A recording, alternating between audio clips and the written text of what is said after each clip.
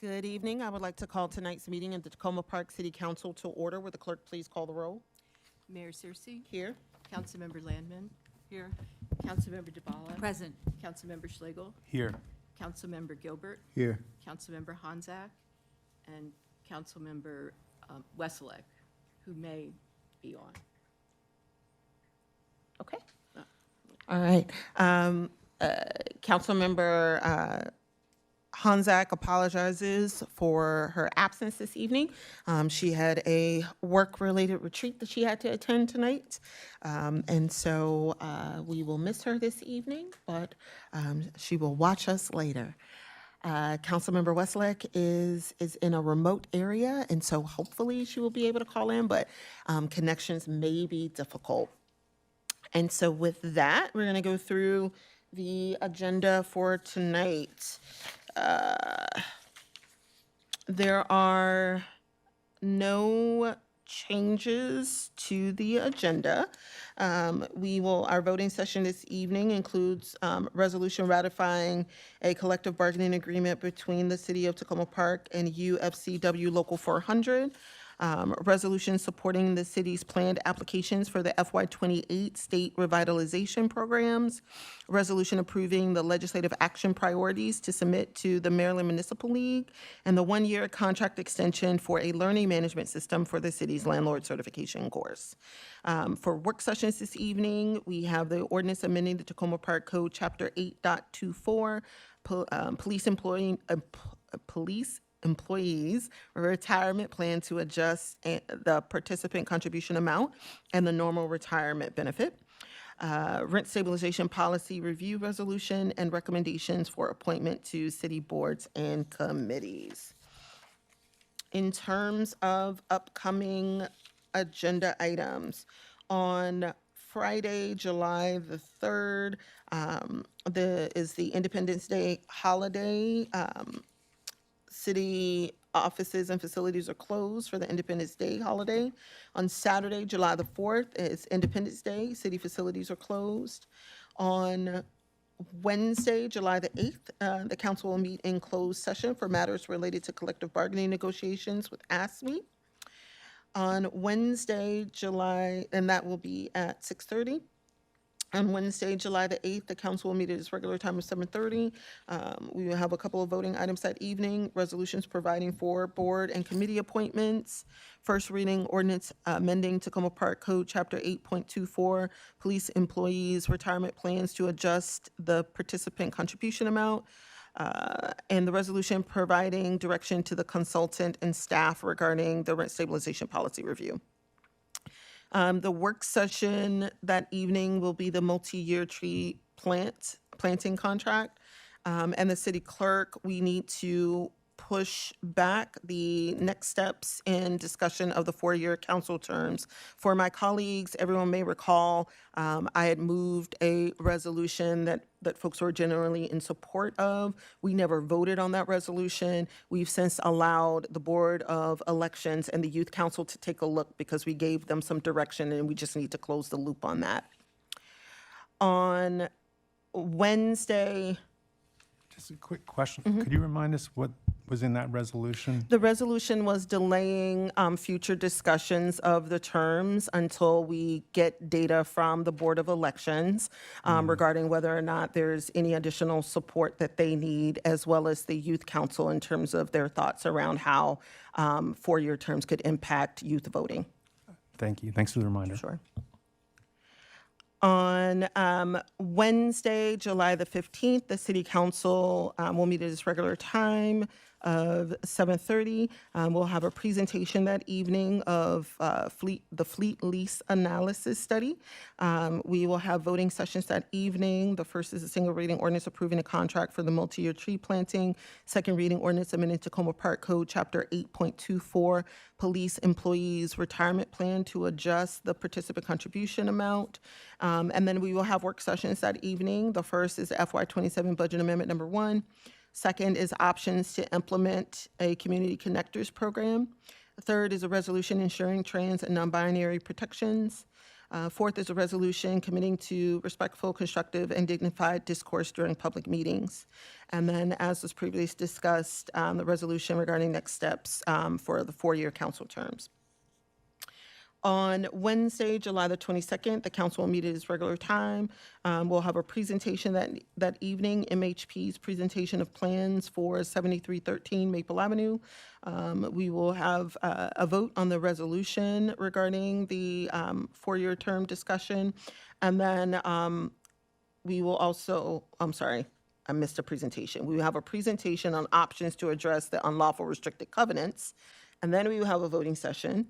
The first item will be the first reading ordinance approving the FY27 budget amendment number 1, resolution ensuring trans and non-binary protections, resolution regarding implementation of the Community Connectors Program, and the resolution solidifying next steps regarding four-year council terms. And then the last session is on July the 29th. We will begin at 7:30. We will have voting sessions that evening. The first is a resolution regarding restricted covenants. The second is the second reading ordinance approving FY27 budget amendment number 1. Then is the resolution committing to respectful, constructive, and dignified discourse during public meetings. And then the resolution setting forth the dates of the city council summer recess. And then we will have a work session that evening on the Public Safety Task Force annual report. And then we have a tentative meeting slated for August the 5th in the case that it is needed in order for us to delay recess if needed. On June the 24th, on June the 24th, 2026, the council met in closed session. I'm going to read the summary from that meeting.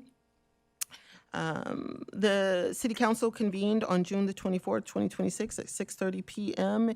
in the auditorium of Tacoma Park Community Center, 7500 Maple Avenue, to vote to go into closed session to meet with staff and the city's labor attorney to receive a briefing and legal advice on collective bargaining negotiations with ASME Local 3399 and UFCW Local 400. The meeting was closed pursuant to Annotated Code of Maryland General Provisions Article 3-305B9 and 3-305B7.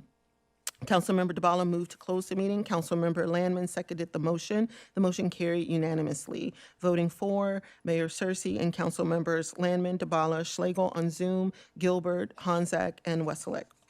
The council reconvened in the council conference room. Present for the closed meeting were Mayor Searcy, Councilmembers Landman, DeBala, Schlegel on Zoom, Gilbert, Honzak, and Wesselek. Also present were the City Manager DeSpirito, Deputy City Manager Hupty, Deputy City Manager Eubanks, Human Resources Director Halstead, Labor Attorney Garrett Wozniak on Zoom, and the City Clerk Carpenter. The Councilmember Gilbert recused himself from the briefing and discussion of the proposed agreement with Local 400. The City Council received a privileged and confidential briefing on the negotiations and agreement reached with Local 400. The council asked questions and provided comments. Due to time constraints, ASME negotiations were not discussed. No actions or votes were taken at the meeting. The meeting adjourned at approximately 7:30 p.m. Following the closed session, the City Council reconvened in the auditorium. Now we're going to move to public comments on voting items. Just as a reminder, we are voting on the resolution ratifying collective bargaining agreement with UFCW Local 400, resolution supporting the city's planned applications for the FY28 state revitalization programs, resolution approving council legislative action priorities to submit to MML, and the one-year contract extension for the learning management system for the city's landlord certification course. Do we have any public comments regarding those items?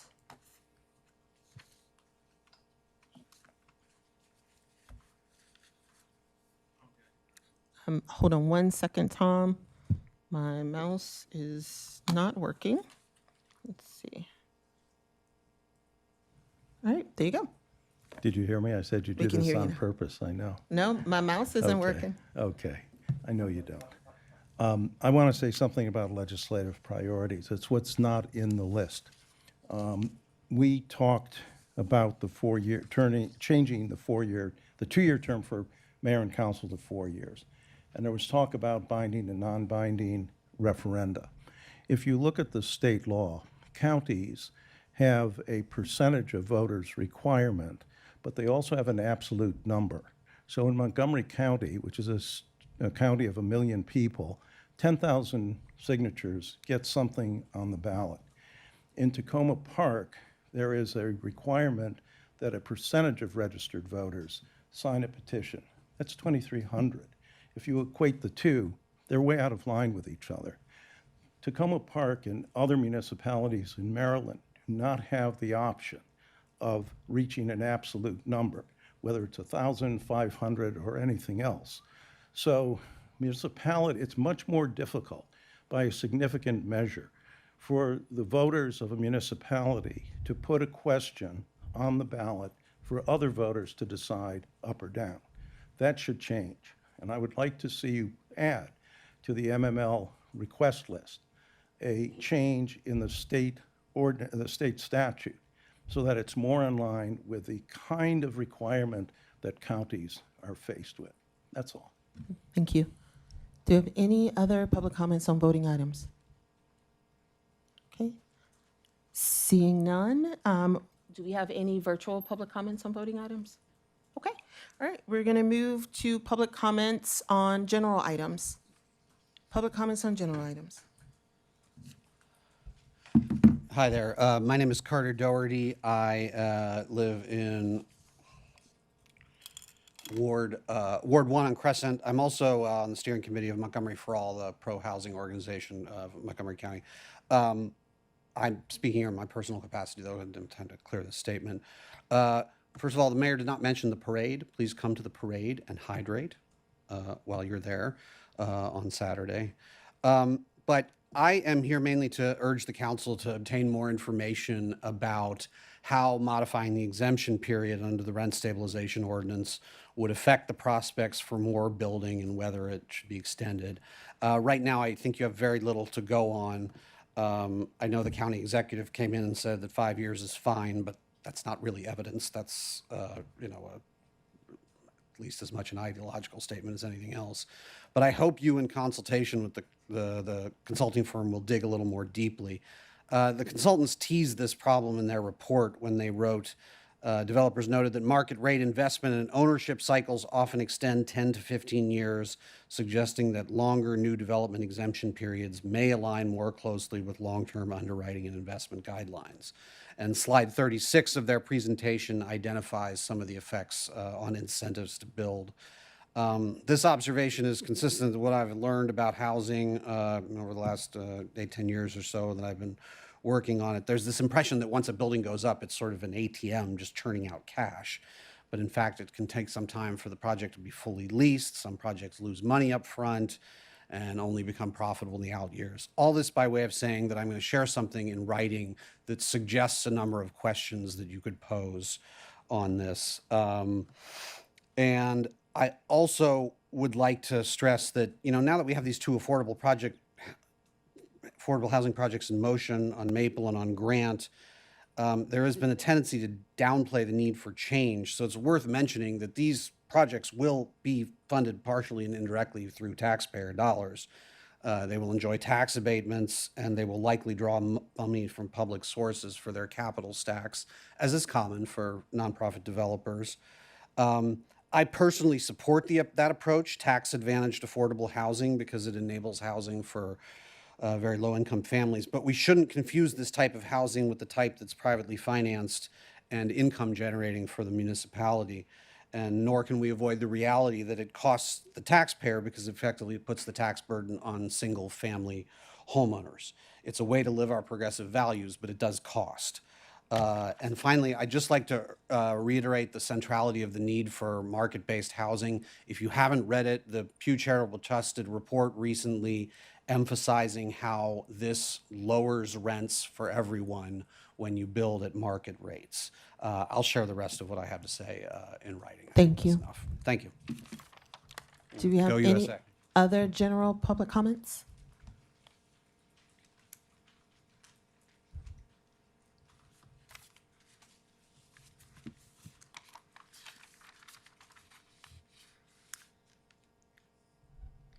Shall I begin? Yes. Randy Gibson, Ward 3. Oh shoot, I beg your pardon. This month's headline for our local newspaper is celebrating the people of Tacoma Park, elders, history, and the democratic spirit. Tonight I celebrate the democratic civic spirit demonstrated in this council chamber over the last 2 council sessions on rent stabilization. Let's take pride in the fact that several dozens of residents, young and elder, renter, homeowner, and landlord, spoke truth to power. My hope is that their words and spirit will guide you. 3-minute comment after 3-minute comment, residents urged you to protect, not weaken, our rent stabilization law. They spoke of protecting both current residents and valuable older buildings. They spoke about protecting renters and our racial and socioeconomic diversity. They spoke of hardships faced by immigrants. They spoke of misleading narratives that invoke choice and the supposed need for more development incentives. Our residents' democratic spirit persists in spite of challenges and an erosion of trust and effective collaboration. Public speakers at council are allowed 3-minute comments, but unlike royal petitioners, we receive little or no response and no dialogue. We are lectured on the true understanding of issues and told not to clap. We wait late into the evening, often at the end of council sessions, to hear the matters that most concern us. I urge the council to consider creative ways to enhance democratic processes and real dialogue with residents, and less about controlling the narrative. The rent stabilization resolution before you tonight lists policy choices that fail to reflect residents' comments and priorities. Residents clearly support maintaining the allowable increase formula and not to increase rents through other means. There is strong support for viewing options through a racial equity lens and to avoid displacement. There is support for addressing quality issues with both carrots and stick and better data. There is support for greater clarity in rent stabilization and streamlined procedures. Community Vision for Tacoma's policy recommendations shared last week offer a positive path forward. The choices that you make and the votes that you cast and the conduct of council sessions goes to the heart of our progressive values and democratic values. Your actions and decisions will be consequential for us all and will be closely watched. Tacoma Park has often held itself to a high standard of just and democratic values, such as rent stabilization. I urge you to listen to the people on this issue and increase transparency and dialogue. Together, let's embrace democratic spirit that focuses on the common good and the most vulnerable among us. Thank you. Next, do you have any other general public comments?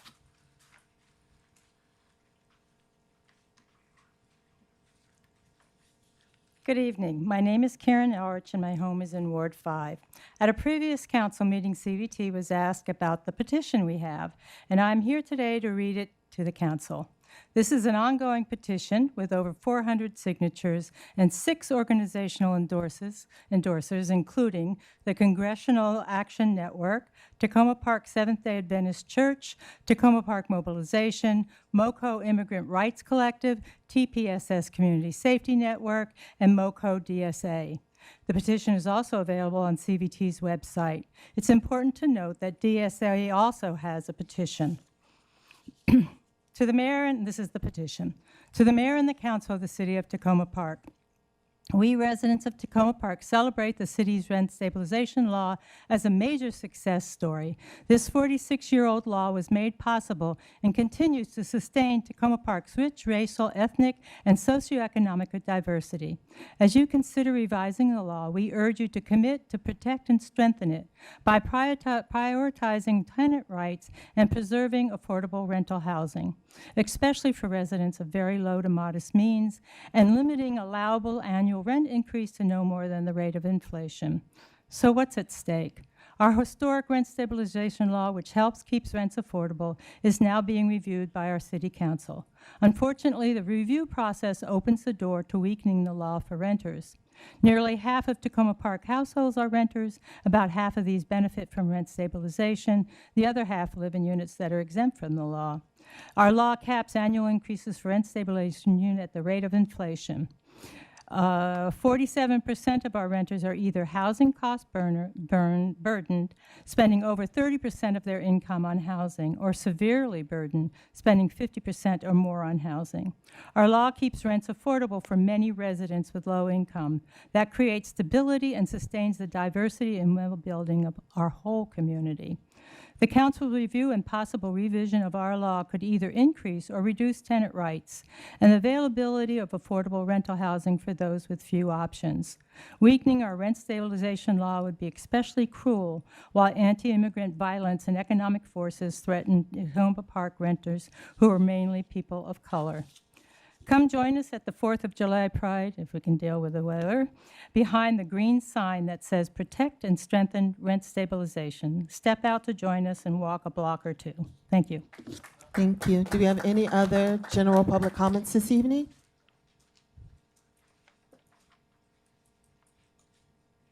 Susan Rogers, Ward 2. So since I'm aware that a lot of renters don't come to these council meetings for various reasons, certainly one being that immigrants, do not feel comfortable coming. I will say that the petition that Karen just referred to had quite a few comments in it. And I was especially impressed with some of the renters' comments, so I would like to read some of those to you. Quote, rent stabilization has provided a critical foundation during one of the most difficult economic periods in my life. It has allowed me to stay rooted in the community that I deeply value, one defined by diversity, culture of civic engagement, and cultural mutual support. I urge the mayor and council to prioritize tenant protections and ensure that rent increases remain tied to inflation. Quote, I'm a renter. Rent increases add up quickly, even at the current 2.5% per year. It adds up faster than income tends to, especially true for independent and day workers. We are struggling to provide our families a decent place to live, and it is getting harder, especially right now when many of our citizens are afraid to leave their homes to find work. And those of us who are older and no longer work full-time, it is an increasing burden. Quote, affordable housing is a primary concern for the county, and Takoma Park already has a law in place. The review process should consider using our forward-thinking law as a template, not weaken it. Quote, if it ain't broke, don't fix it. Leave rent stabilization as is.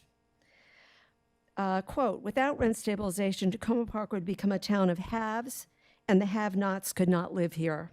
Quote, in a time where so much disruption is occurring, having a sense of protection at this level is reassuring for us non-home owners. Quote, Takoma Park doesn't need high-priced rental units to pad our revenue.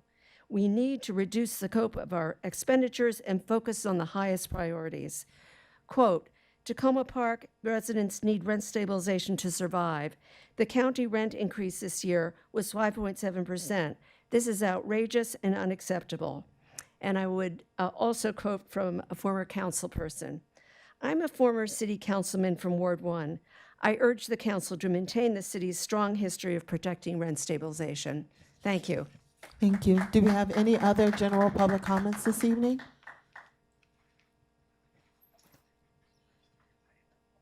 I'll wait for you, no worries. Don't rush. It's I'm in a okay. race. You're fine. Good evening, Steve Ney from Ward 3. And, I spoke a couple times in the past. Oh, I'm sorry, is the mic on? Yeah, it's on. Yeah, I spoke a couple times in the past month on rent stabilization, and I just have a few more comments. Some of it might be repetitive. But, you're here tonight to look at what recommendations to make to RSG and to the staff as to what to look at in terms of rent stabilization. And they came up, I saw the list of 6 items, I think, in the resolution from last week. First, I have a critique of one of them, which was the increasing or looking at utility transfers. And I have to say I'm opposed to that because the only way that's going to go is increasing rents, increasing moving more of the utility payment costs to tenants. And that's contrary to the whole idea of rent stabilization, that we've been talking about keeping rents affordable and communities stable. What I think what you should focus on, what the RSG should focus on, and the staff, is the quality of housing. That was discussed several places in the RSG report, and is a legitimate issue. We want to maintain the quality and improve the quality, and where there's problems with quality, we got to improve it. So, and we had mentioned a couple of these items. You heard a reference, I think, Randy Gibson mentioned the idea of carrots and sticks. And I think that is the way to look at it. Let's have some carrots to help improve housing, and if necessary, we need some sticks. So for carrots, we talk about capital improvement finances. There is a housing reserve with some money in it. There's a county green bank. There are state and local grants. And maybe there are other creative ways that RSG and the staff could look at for coming up with funding to help landlords, especially small landlords. So those would be, and also let's review the fair return process, which has been mentioned and is complex, apparently hard to understand, not transparent. There are ways that RSG and the staff could look at improving the process that landlords have to go through. Of course, you should look at the input that's been already given from landlords and tenants. We want to improve it, but also help small landlords, but avoid, I'm running out of time, but helps avoiding sudden unaffordable increases. For sticks, let's look at the troubled properties list, assess what the housing is, do an inventory, and integrate into the county's database. And because the troubled property list could prevent increases while there's a troubled or at-risk property. Thank you. Okay, thank you. Do we have any other general public comments this evening?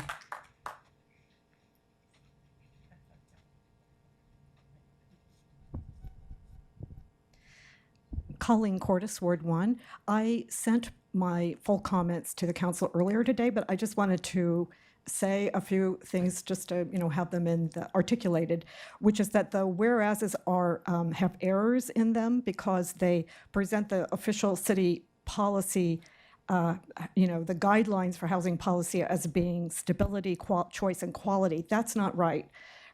We all know that the Housing and Economic Development Strategic Plan is the guiding document, and its three guiding housing objectives are preserve existing affordable housing, protect current residents from displacement and discrimination, and protect the environment, and produce more housing across the income spectrum and across the city. It does not, by the way, call for balancing these things. And it's also inappropriate for this current review to talk about balancing housing affordability with expanding housing choice as a goal for the rent stabilization review. Rent stabilization doesn't have anything to do, its purpose is not housing choice. Where does this preference come from to replace preserve, produce, protect, which is the official city policy, with the more euphemistic, inaccurate framing of stability, choice, quality? Is it because it would sound so crass to openly discuss what rebalancing, protecting people from displacement, and preserving their affordable housing with producing more housing? Would that sound? Is that just not quite as nice sounding as talking about balancing stability, quality, and choice?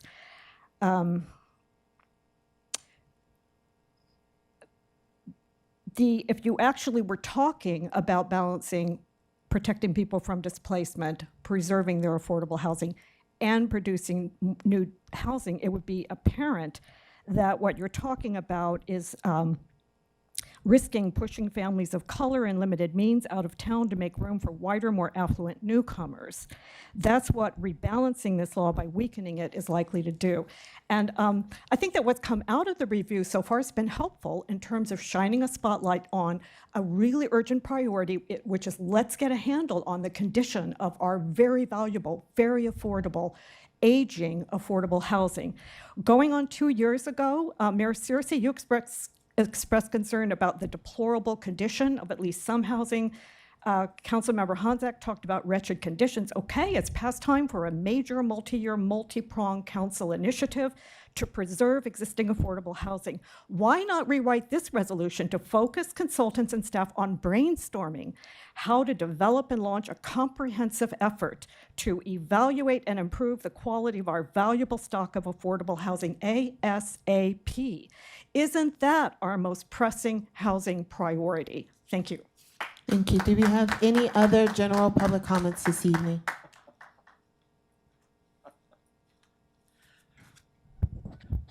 Thanks to all of you for, I know you work innumerable hours. I can't even imagine. I want to start with mentioning what Steve said. In the latter stages of my career, I worked for developers, for real money developers, okay? I built condos that cost, $1 million each. At any rate, what they want to do and what you have to be very careful of is the conversion of these fourplexes on Flower Avenue, all along University Boulevard. They will buy them, and then all they are required to do, they foist all the utilities, all the maintenance. 1 year is all the law requires of that builder. And then once they do that, they wash their hands, take the money, and leave. So be very careful about that. But I was inspired by what Steve said.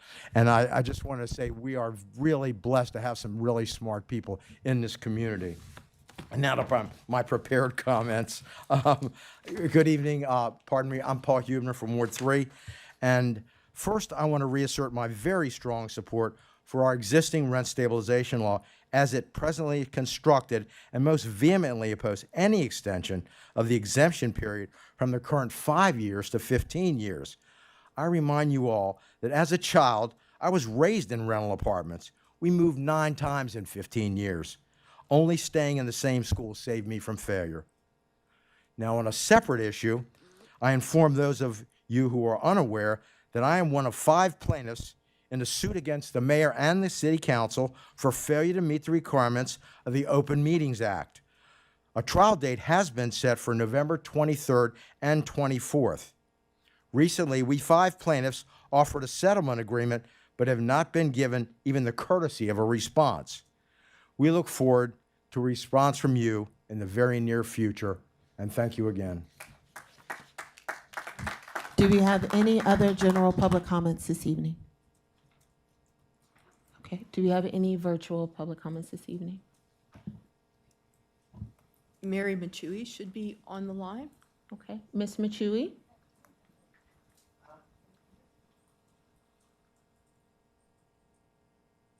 There she comes. Okay, thank you.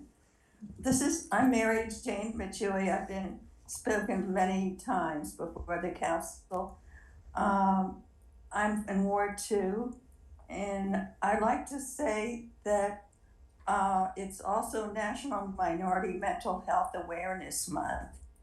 And I have a son who's biracial, and the Developmental Disabilities Administration refuses to help him because he's mentally ill. And I really, really think this is bad, because if you're not getting help because of your autism, which they say he has, why is he told they're not going to help him just because he has depression? So the fight goes on. I'm sorry. I wish I didn't have to keep fighting, but I have. And I would like to know who in the District 20 representation is going to help us. I've been going to one to the other, and half the time they don't even answer. And they seem to not to care about our situation at all. Maybe if Christopher was gay or he was an immigrant, his father was an immigrant, by the way, maybe they would help him, because they seem to be the people that you all care about mostly now. But how about people who are like him, who have autism and depression? And he was born in this 40 years ago. He was born into Como Park. I mean, come on. If you can't help him, who else?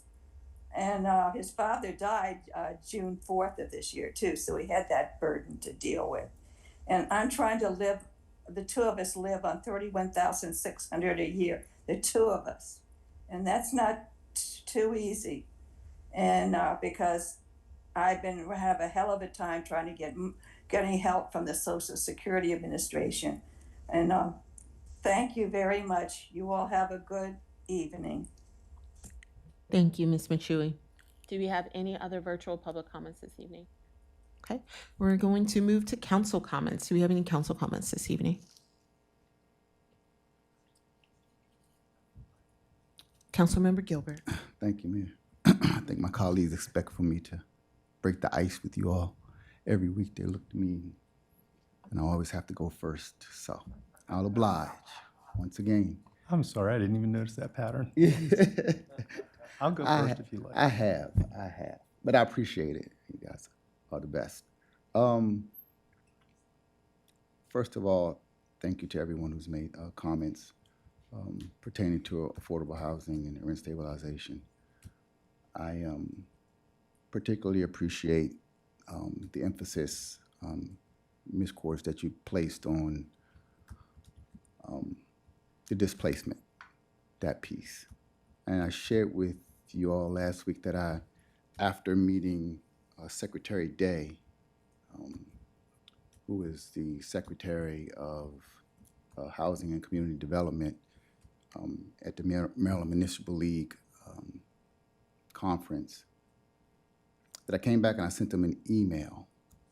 And with that on my mind, the Edinburgh, as I said, and I just wanted to share an excerpt from what I sent to him because that is a concern of mine. And just 2 quick paragraphs. And I said to him, in regards to the situation at Edinburgh, where there will be a few families that may be displaced, they may not have the opportunity to return because of their income status when they have to recertify. But I said, in quote, "This situation raises important questions about how we balance the creation of new affordable housing with the preservation of stable communities. The Edinburgh is located in the heart of a thriving neighborhood directly across from 2 elementary schools and within walking distance of the city's middle school, municipal building, police department, recreation center, parks, and local shopping. For many residents, these communities' connections are as valuable as the affordability as their housing. I hope there may be opportunities to consider stronger protections for residents displaced by redevelopment projects, especially families who have achieved greater financial stability while living in affordable, rent-stabilized housing. These families should not be placed at risk of losing that progress because they no longer meet the criteria to live where and how they lived prior to a redevelopment project. Maintaining housing stability can support pathways to home ownership, higher education, and long-term economic mobility. Let's not steal that away from those few families," end quote.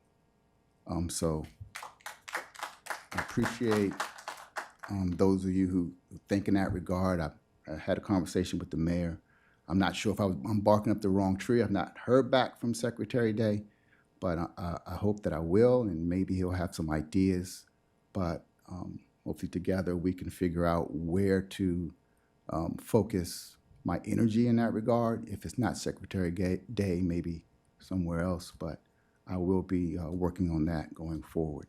And not secondary to that, and it should have been the first thing that I said tonight, but my thoughts and prayers go out to the many souls that were lost in Venezuela.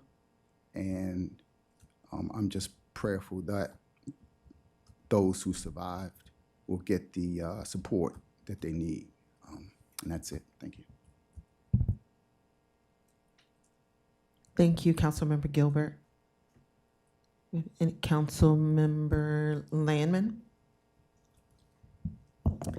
Thank you, Madam Mayor, and thank you, Councilmember Gilbert, for what you just read. That was very thought-provoking, and I look forward to trying to work with you on that. And to also have some more conversations with Montgomery Housing Partnership about the plans for the new building. I want to thank everyone who spoke this evening. Your comments were very much appreciated. I especially want to thank, I believe it was Mr. Gibson who mentioned big issues of import that get discussed very late in the evening. If it wasn't you, I apologize. But I wish we didn't have that happen, and that when something that has a lot of public speakers come and talk with us about an issue, that we could somehow or other then have our council activities occur earlier in the evening. And I've spoken to the mayor about that the other night, but hopefully in future we can try and plan better so that people don't have to be here till as late as we have to be here in order to hear what the discussions are of the council. So I think that's something that merits further attention. I would like to take issue with, respectfully, with a comment made by my Ward 1 resident, Mr. Doherty, if you're still there, I can't see you.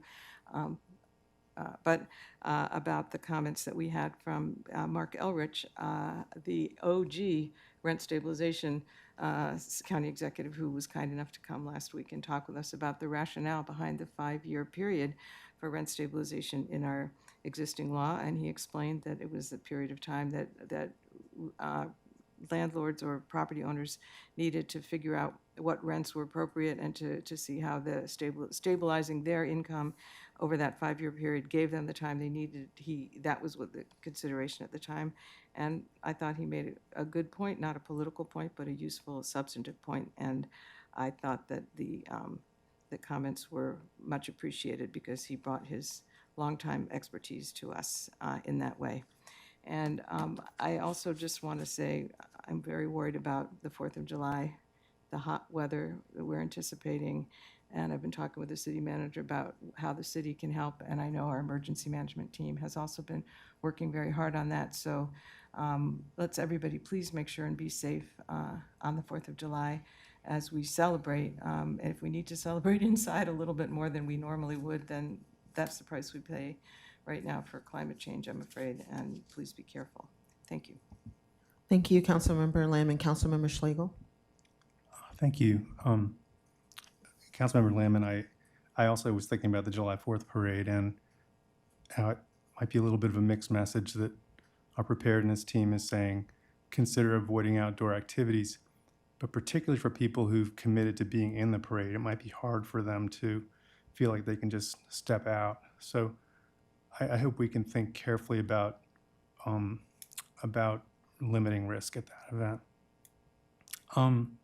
Councilmember Gilbert, thank you so much for what you said. You were talking about preservation of stable communities as being really important, and thank you to all the folks who are in the room who spoke. I've been thinking a lot about the particular aspect of this study regarding the exemptions and the exemption period, and it took me several days to sort things out. I felt that Mark Elrich's explanation of the 5-year exemption was really, it was finally so clear to me how that would make sense, that after you've built a new building, you need about 5 years to figure out how to optimize how much income can you get without having too many vacancies, and how can you figure out what the upkeep costs are and all that. So I was scratching my head for a few days saying, well, why would anybody care about whether it's 5 years or 15 years? And then I remembered what my brother told me, who's in architecture, and he told me in advance how NOMA was going to be built. Excuse me, I'm a little sick this evening. And how all the property owners were thinking about redeveloping, but nobody wanted to go first. And I feel like with a 5-year exemption, anybody who goes first could end up seeing that a whole bunch of other stuff got redeveloped, and that when the neighborhood is entirely different, it can command much higher rents, but they already got locked in after 5 years. 15 years is long enough to radically transform not only the hospital site, but also everything that was added into the MMPA, all of our multifamily buildings in the core of town. So I really get concerned that what could happen is 15 years would enable the entire area to be changed so fundamentally that it wouldn't be or feel like the same neighborhood anymore. And the rents, where they were market rate, would be extraordinarily high.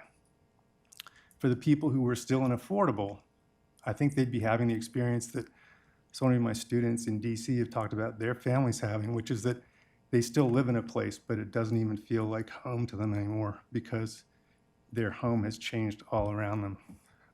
So that's something I hope we think about carefully. And if I could just add one other thought. With a 15-year exemption, you lose a stair-stepping effect that would happen, where the first things built might get locked in at a certain rate and then be subject to rent stabilization. Something coming online a year later, maybe they'd be able to set their rent a little higher by the end. And so then you would have, at the end of it, a whole stair-stepped range of rental prices. And what that would make more possible would be for people who have been building up their savings and who want to move out of affordable housing. It would make it more possible for them to actually maybe find something that was within range in town. Whereas without that, with 15 years, I fear that we could have some population of affordable housing people still, but everything around them would be out of reach price point wise. Thank you. Thank you, Councilmember Schlegel. Councilmember, I want to check. Councilmember Westlake, can you, let's check your mic. Hi, can you all hear me? We can hear you clearly? very well, and we don't hear background noise. Oh, okay, so you're not enjoying the Fleetwood Mac that I am enjoying. That is correct. Okay. Yes, I just will briefly share my comments. I am away on my family vacation at a campground, or we're staying at a campground, so I'm currently at a Dunkin' Donuts, so that I can still listen and participate in this conversation, this important conversation, and not fall behind. I'm just gonna keep this brief. I was able to listen to most of the commenters, but I missed a bit, so I apologize if what I'm saying is missed. But I want to thank the commenters that came out tonight again. And I want to thank the Community Vision folks that shared their petition with us. I believe former Councilmember Gibson gave it to me last week. And then Tim Selridge for reading it tonight. Thank you for doing that. And I still really look forward to seeing the list of who has signed on. I know that with petitions like that, they're a work in progress, and additional names could always be added. But you know, I represent Ward 6, and I'm always eager to find out how my residents figure into these conversations, so I can see who is participating in that particular conversation, as I'm making sure to listen to my residents. And I will just leave it at that. Thanks. Thank you, Councilmember Westlake. Councilmember DeBala. Bringing up the rear here. Thank you all for coming out. Weather depending, I will be at the parade and at the street party and at the Long Branch Sligo picnic. But we'll see how that goes, and I will be packing a lot of ice and cold water. Thank you for reading the petition. I was going to say pretty much the same thing that Councilmember Westlake said, which is what is of interest to me is the names. Because as many of you know, I reach out to people who sign petitions and I try to check in with them, but if I don't know who they are, I can't do that. We'll be discussing things in detail, but I'll just, a couple of observations. I'm struck by the gap between what the council and staff keep saying we're doing and what you all appear to fear we might be doing. And so I just want to say again, the point of this is to strengthen and make more effective rent stabilization. It is not to gut it. And I've said that a few times already. I'm just saying it one more time with feeling. I'm also struck by the apparent agreement on the basic goals, and yet there's some, I think that the two ways of expressing the three goals are essentially the same thing. So I do not see a conflict there. And I think I'm just going to stop at that for now. So those were my three comments for now. Thank you. Thank you, Councilmember DeBala. Thank you all so much for coming out tonight. I'm sorry. Oh. I want to remind everybody that the way that the three goals are expressed, I seem to be the only person who remembers back about a year and a half ago when we started talking about housing issues, that at that point, the staff put up those three topics with the triangle and equated them to the three goals in the strategic plan. And the question then and the question now is, we're all the way over on the protect tenant side. Do we want to move a little more toward quality? Do we want to move a little bit more toward making a range of rent prices available? And so I'd like us all to keep our eye on the prize here, I think, as we talk tonight. Thank you. Thank you, Council. No worries. Councilmember DeBala, thank you so much. Just so that folks know, to help facilitate our conversation, I've been asked by a couple of council members to kind of pull things together because I know that there's been tons of conversations that have happened over the many years that maybe precede members of this council being on council. So I try to take some of the information that we might have heard in different presentations back in like 2024, for example, where staff walked through the overlay between our housing and economic development strategic plan and connected things like choice to the strategic objectives in the plan and explained how they were looking through all of their policies through this lens, keeping in mind that there's some push and pull depending on the nature of the project. So we could talk a little bit more about that when we get ready to start discussing the work session and kind of pulling through how we may want to move forward. I do thank everyone for coming out and providing your feedback. It's always really helpful to hear. I want to echo Councilmember Westlake's request for the names of those that participated in your petition. It's really helpful for us to make sure that we have a firmer understanding of who is sharing these concerns and what we can do to kind of help with communication and creating those avenues. The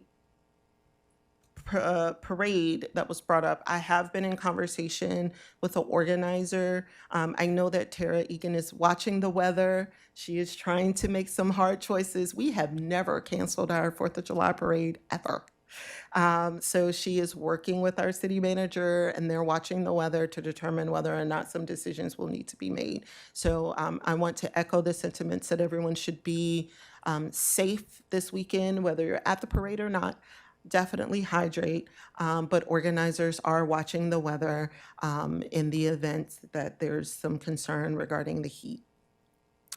In terms of I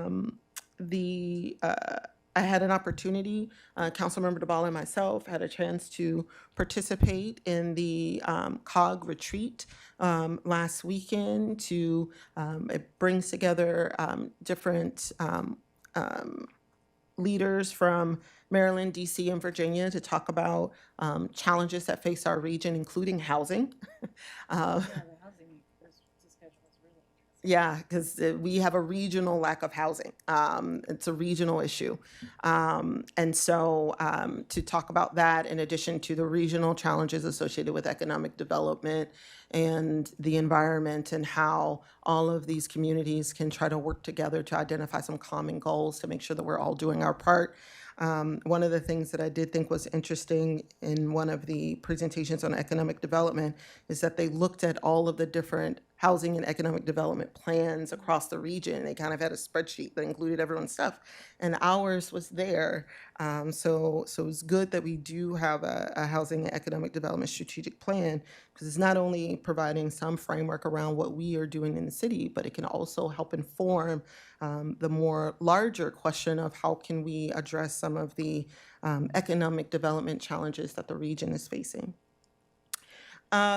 In terms of the different options and discussions for rent stabilization, I don't want to get into the details because you all will hear me talk a lot. But I do want to bring up the question regarding the exemption periods. And I know a lot of folks are saying 5 years works just fine. The challenge is we have not had any new housing construction in 40 years, and so to say that new construction and the 5-year exemption that we have right now works great because we're actually not building any housing. We are doing some renovations, and in large part, that renovation is happening because we've done some things that we've needed to do as a city that we face some resistance. And that includes dealing with the zoning, which is a critical piece, was also part of the report that said, hey, you have to put that zoning in place to try to help incentivize development, or redevelopment of some of your aging housing stock. But what Councilmember Gilbert brings up is absolutely correct. When we have housing, nonprofit developers that are very reliant on state funds and county funds that require certain income thresholds in order to get the financing, that means that if you have individuals that have been staying in our community for a very long time, but they no longer meet those income requirements that are based on the state requirements, that means they don't meet the new thresholds, they don't meet the new requirements. And that then creates a challenge where you may have people who could potentially be displaced because they don't meet the income thresholds that the state funds require them to meet in order to qualify for the investments that need to be made in the buildings. But that said, I hope that the meeting tonight, another thing that I've tried to do is also highlight all of the work that we're doing, because I think everyone is focused on just rent stabilization right now because this is a piece that we're talking about. But there are a ton of other efforts that the city is actively working on or has done and stood up that also helps to tackle some of the different aspects of our housing stock and our housing challenges that we all have to kind of deal with and balance. Per Councilmember Gilbert's point that he raised, you have people who don't meet perhaps the 30% or the 60% of AMI threshold who technically would not be eligible to come back into the property. And so what does that mean in terms of making sure that we're able to provide that housing, knowing that it doesn't meet the income levels, right? So with that, I just want to thank again everyone for your comments tonight. We look forward to continuing to engage with everyone as we're trying to tackle these really difficult issues. But I want to encourage everyone to continue to bring your thoughts forward as we continue to work through these issues. This isn't the last time that you all will hear as we deliberate on the matter. And there'll be a lot more information that will be brought forward after we send direction to our staff and to our consultant. City Manager DeSpirito, comments? Thank you, Madam Mayor, Council, and to all our guests and residents. I'd like to first begin addressing the extreme heat watch, providing some safety information and resources for our residents and guests. I will say also this information I'm about to share is also available on the city website as a blog post. The current forecast calls for prolonged extreme heat from today through Saturday, with temperatures expected to exceed 100 degrees for the remainder of the week. Overnight temperatures in Tacoma Park may remain above 80 degrees, with little rainfall expected, offering minimal relief until temperatures begin to cool on Sunday, July 5th. Please take extra precautions to protect yourself, particularly if your work requires you to be outdoors. So with respect to cooling locations in public facilities, all Montgomery County and City of Tacoma Park facilities will be available during normal business hours for cooling, water, and device charging. The county has designated 6 sites in the community for cooling centers. Cooling centers will be open on Friday, July 3rd and Saturday, July 4th as places for residents to come indoors and cool off. This includes the county's facilities, East County Community Recreation Center, 3310 Gateshead Manor Way, Silver Springs, from 11 a.m. to 7 p.m. The Jane E. Lawton Community Recreation Center at 4301 Willow Lane, Chevy Chase, from 11 a.m. to 7 p.m. The Silver Spring Recreation and Aquatics Center, 1319 Apple Avenue, Silver Spring, from 11 a.m. to 7 p.m. The Upper County Community Recreation Center, 8201 Emery Grove Road, Gaithersburg, from 11 a.m. to 7 p.m. The Wheaton Community Recreation Center at 11701 Georgia Avenue in Wheaton, from 11 a.m. to 7 p.m. And the Rockville Memorial Library, first floor meeting room. The library's at 21 Maryland Avenue, Rockville, from 11 a.m. to 7 p.m. And importantly, all ride-on buses are zero fare. There's no charge. And they do offer transportation to cooling centers and other indoor locations throughout the county. County shelters will maintain overflow capacity for residents experiencing power outages and dangerous heat conditions. So if there's a power outage in a multifamily building or other dwellings, taking the ride-on bus to a county cooling shelter, which are being set up for this purpose, would be the best move. The city holiday schedule. So on Friday, July 3rd, city and county facilities will be closed, but refuse and recycling pickup will occur in Tacoma Park. The Tacoma Park Police Department lobby will remain open for emergencies and will also be available for anyone needing a cool place to sit, drink water, or have access to a restroom. For Saturday, July 4th, Tacoma Park Police Department lobby will remain open again for emergencies and also be available for anyone needing relief. During the city's July 4th celebrations, the city building will be open to, the city building itself will be open to the public for cooling restroom, drinking water from 10 a.m. to 11:30 a.m., so those hours during the parade, and from 6 p.m. to 9 p.m., which corresponds with the planned block party. Follow these tips from the City Emergency Preparedness Team. Stay current on the forecast. Check trusted sources like the National Weather Service or WTOP for the latest weather developments. Know the difference between heat exhaustion and heat stroke, which is almost always a 911 emergency. Increase fluid intake regardless of activity level. Don't wait until you're thirsty to drink fluids. Drink more liquid than thirst indicates. Avoid a heat hangover. Continue drinking fluids even after strenuous activity to help the body maintain optimal hydration and prevent the after effects of heat exposure, such as headaches and fatigue. Never leave infants, children, or pets inside a parked vehicle. Avoid beverages containing alcohol, caffeine, or large amounts of sugar as they can dehydrate the body. Avoid very cold beverages as they may cause stomach cramps. Consider canceling or rescheduling any outdoor activities during the peak heat times. If you're active during this time frame, drink 16 to 32 ounces of water per hour. Some medications, both prescription and over-the-counter, may increase the risk of heat-related illness.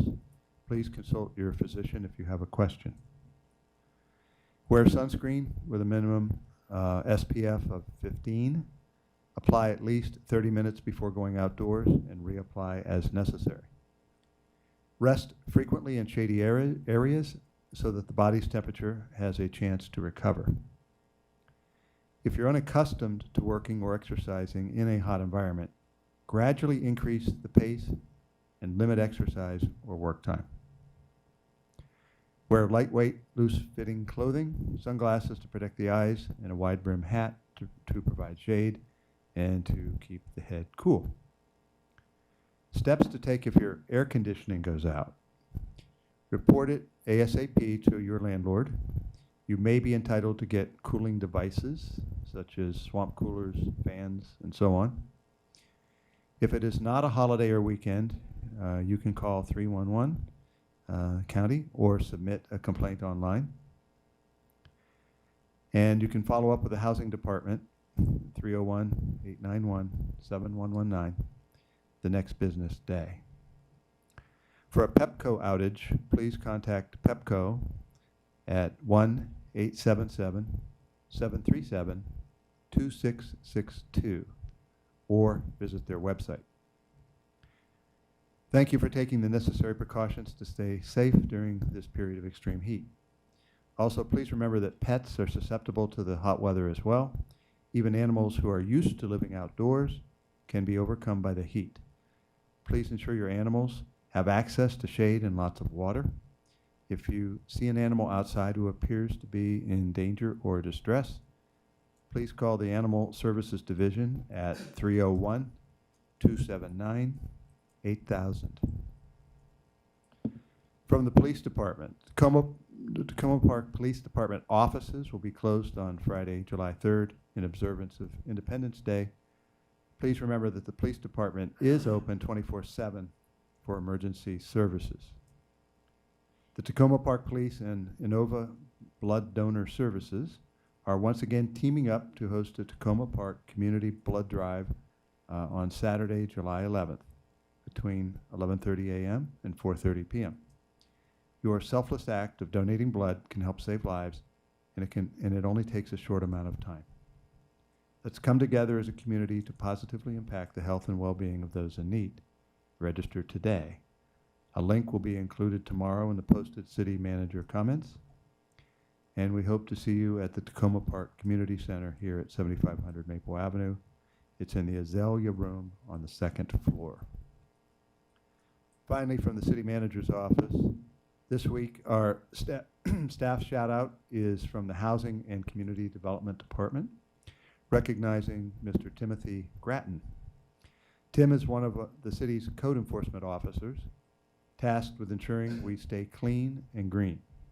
Tim is often out and about in the city, speaking with property owners and businesses about how they can keep their property, keep up their property, and making sure our businesses are using renewable materials. His calm, thoughtful demeanor in working to keep everyone compliant and sustainable helps make Tacoma Park a wonderful place to live. Our thanks to you, Tim. That concludes my report this evening. Thank you. Thank you very much. Okay, we're going to move to our first item this evening, the resolution ratifying a collective bargaining agreement between the City of Tacoma Park and UFCW Local 400. And so I just want to confirm with the city staff regarding whether or not there's any points of discussion regarding the resolution. There is not, unless the mayor and council have any questions.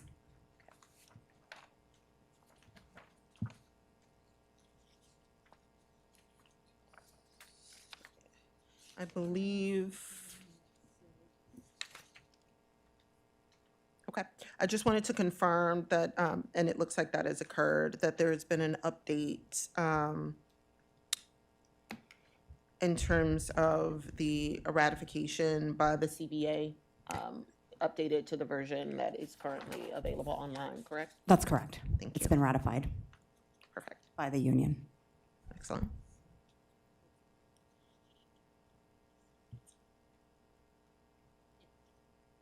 Okay.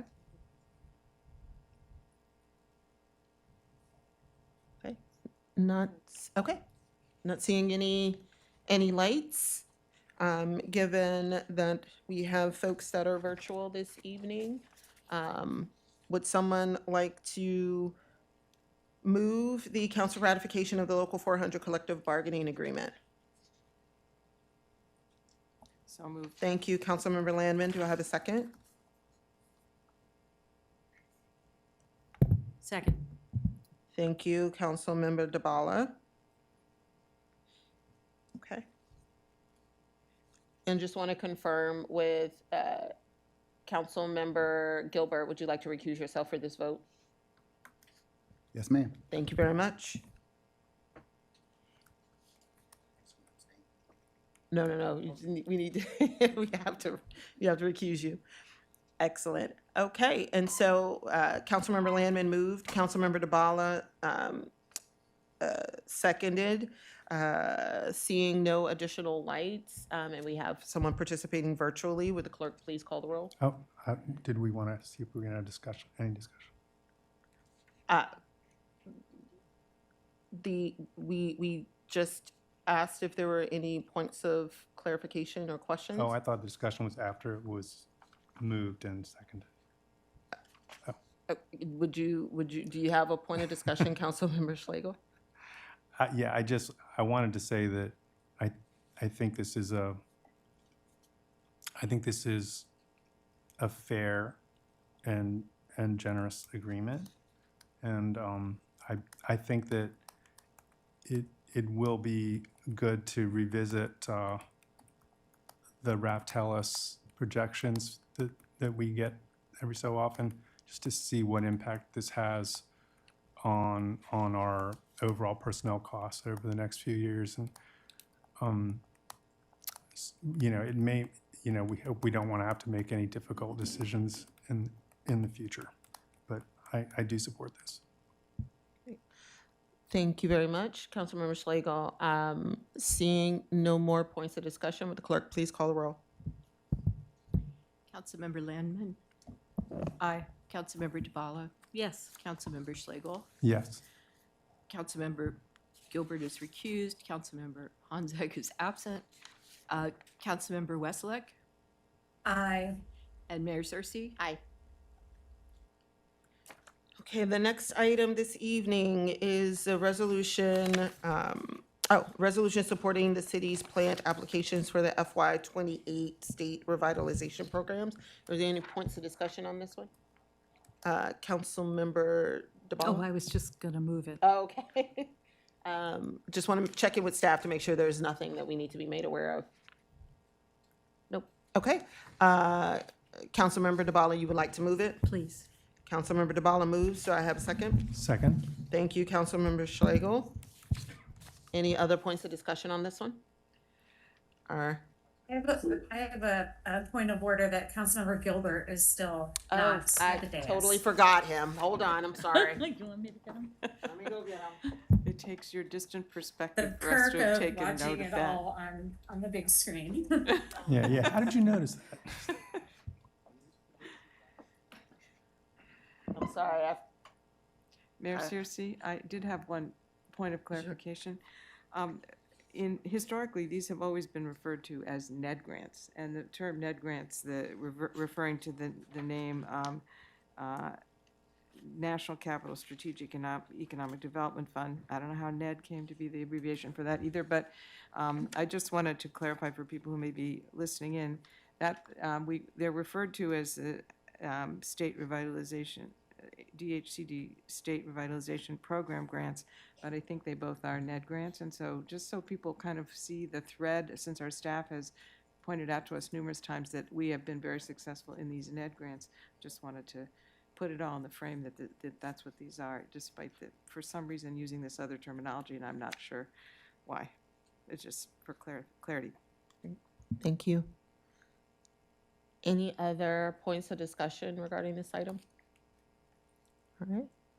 Seeing none, would the clerk please call the roll? Councilmember Landman. Aye. Councilmember DeBala. Yes. Councilmember Schlegel. Yes. Councilmember Gilbert. Yes. Councilmember Honzek is absent. Councilmember Wesselek. Aye. Mayor Cersey. Aye. The next item is the one-year contract extension for a learning management system for the city's landlord certification course. Just want to confirm with staff if there's intro for this one. Yes. Oh, I skipped the MML one. Oh, Well, let's go ahead. We can keep going and we'll go back to it. Go right ahead, Devin. all right. Good evening, Madam Mayor, members of council. Devin McNally here with the Housing and Community Development Department. As part of our rental licensing process, we require that all landlords get certified by taking a landlord certification course.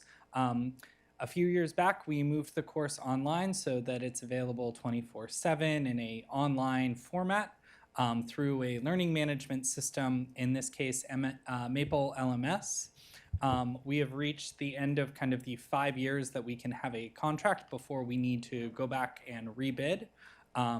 We are in the process of rebidding it. The RFP is live as of yesterday to get a new round of competitive bids.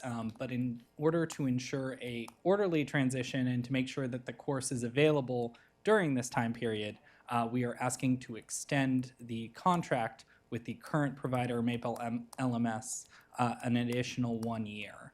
The contract value is $12,120 for the entire year, and that supports 200 people every month taking the course. So I'm happy to answer any further questions that you might have. Okay, seeing Councilmember Schlegel. I just wanted to make sure for people who are watching, usually when we have a vote that involves expenditure, there's like a work session, but that's not required, correct? No. Yeah. Thank you. And it sometimes happens when there's a time sensitivity. And so staff work to make sure that there's memos and things that are sent forward to council to try to address questions ahead of time. But in order to make sure that we don't have a lapse in the coverage, this item needed to be brought before council for a vote. Okay. Seeing no additional points of questions, would someone like to move the 1-year contract extension for learning management system for this? Thank you, Councilmember Gilbert. Do I have a second? Second. Thank you, Councilmember Schlegel. Any additional points of discussion before we move this forward? Okay, seeing none, would the clerk please call the roll? Councilmember Landman. Aye. Councilmember Tabala. Yes. Councilmember Schlegel. Yes. Councilmember Gilbert. Yes. Councilmember Honzak, absent. Councilmember Wesselek. Aye. Mayor Cersey. Aye.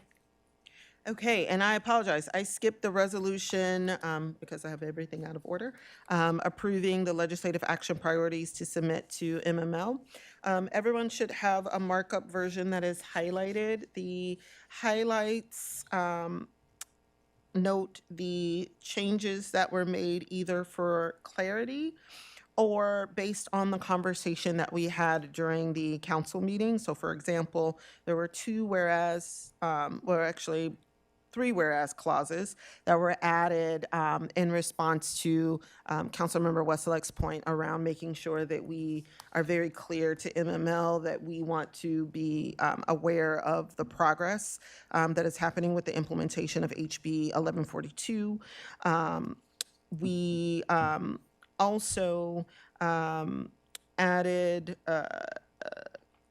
the utilities language to the first resolve item. So there's a 1 and a 2, establish a process that will improve coordination between SHA, utility companies, and local jurisdictions when utility relocation is required for SHA projects. For item number 2, the justification of the value of the portal and what we would do with such a portal was added per language provided by Councilmember Westlake. For item number 3, there were modifications made in response to Councilmember Tabala's feedback, but I think it also addresses Councilmember Landman's point around data centers, and we tried to provide some clarity so that we could. The challenge with this one was wanting to note that there were some modifications that were made to empower, and there are other factors that we would like for them to make note of. We didn't want to go too specific in noting every single factor, but we definitely wanted to call out the data centers based on the conversation that was had. And so with that, I just want to check to see if there's any questions. Councilmember Landman. I thank you, Madam Mayor. I had one substantive one and then several grammatical or typo things that I wanted to see if we could address. The substantive one is that I thought when we were talking about, this is in point number one, the court, SHA and moving utilities in conjunction. The second point, the establish a process that will improve coordination between SHA utility companies and local jurisdictions. Did we not discuss having SHA pay for utility relocations as a component of that conversation and not just having a process to coordinate? I thought that we had had that discussion, and that was one of the things we were going to say here. Do I remember that correctly? I don't recall that. Let me check to Okay. see, because I think this is language that came from, I believe we might have submitted this as part of a prior request. Let me just double check. Okay. While you're doing that, should I go ahead and mention the grammatical ones? So in the second, I appreciate, by the way, thank you for the write-up, the added sentence about why we want the notification portal to be developed, the statewide system. I think it should, right now, it says, and streamlined the public notice process. I think it should say, and a streamlined public notice process, to make that sentence read consistently across, which is pretty modest change, but I think right now it doesn't quite track. And secondly, I think, and thank you for adding the data centers to item number 3. I had also requested that we refer to detention centers, but then that was when I mentioned both greenhouse gases and water impacts. So since this is only about greenhouse gases, I still think that the detention centers are relevant, but, you know, we can leave the water aside, but perhaps that can still be added. And the last line of number 3 has a semicolon where I think it should be a comma.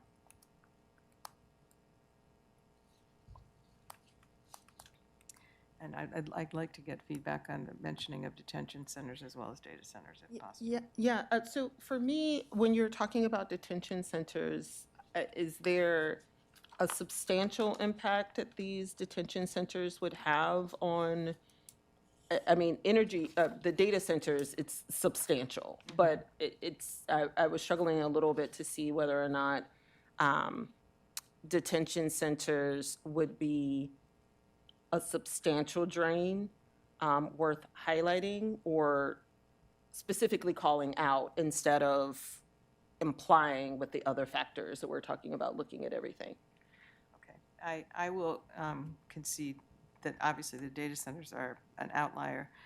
When we were talking about the need for the state to, for MML to weigh in on legislation needed to protect against environmental impacts, we know from what has happened this year that the detention centers and their environmental impacts was also the subject of some very important legislation that we wanted to support. So maybe if we only get 3, we can't include that one too, but. Yeah, and I will say, on the heels of the COG discussion, the data center call out could potentially resonate with our rural municipal partners. Yeah. And so I think that could be a large enough sale. We might even get one accepted. We might. That might be reason enough. Okay, can't have my cake and eat it too on this case. But anyway, maybe Councilmember DeBall can look at that last semicolon and see if you agree. May I? Go ahead. Yeah, semicolon needs to be a colon in the third bullet. But I have, from what I know about data centers and detention centers, as much as I want to regulate detention centers, I think we just want to have data centers here. But I do think maybe we want to say such as instead of including, to give it some room. The other question that I had and should have asked a long time ago is why are we doing a strategic initiative instead of asking for them to support legislation? We went back and forth. I thought that was what you It was landed on. last year, I don't remember going back and forth, Yeah, actually. in your comments. Okay. I thought that's where you landed. All right. Well, Because it's a question for the group. yeah, so I think that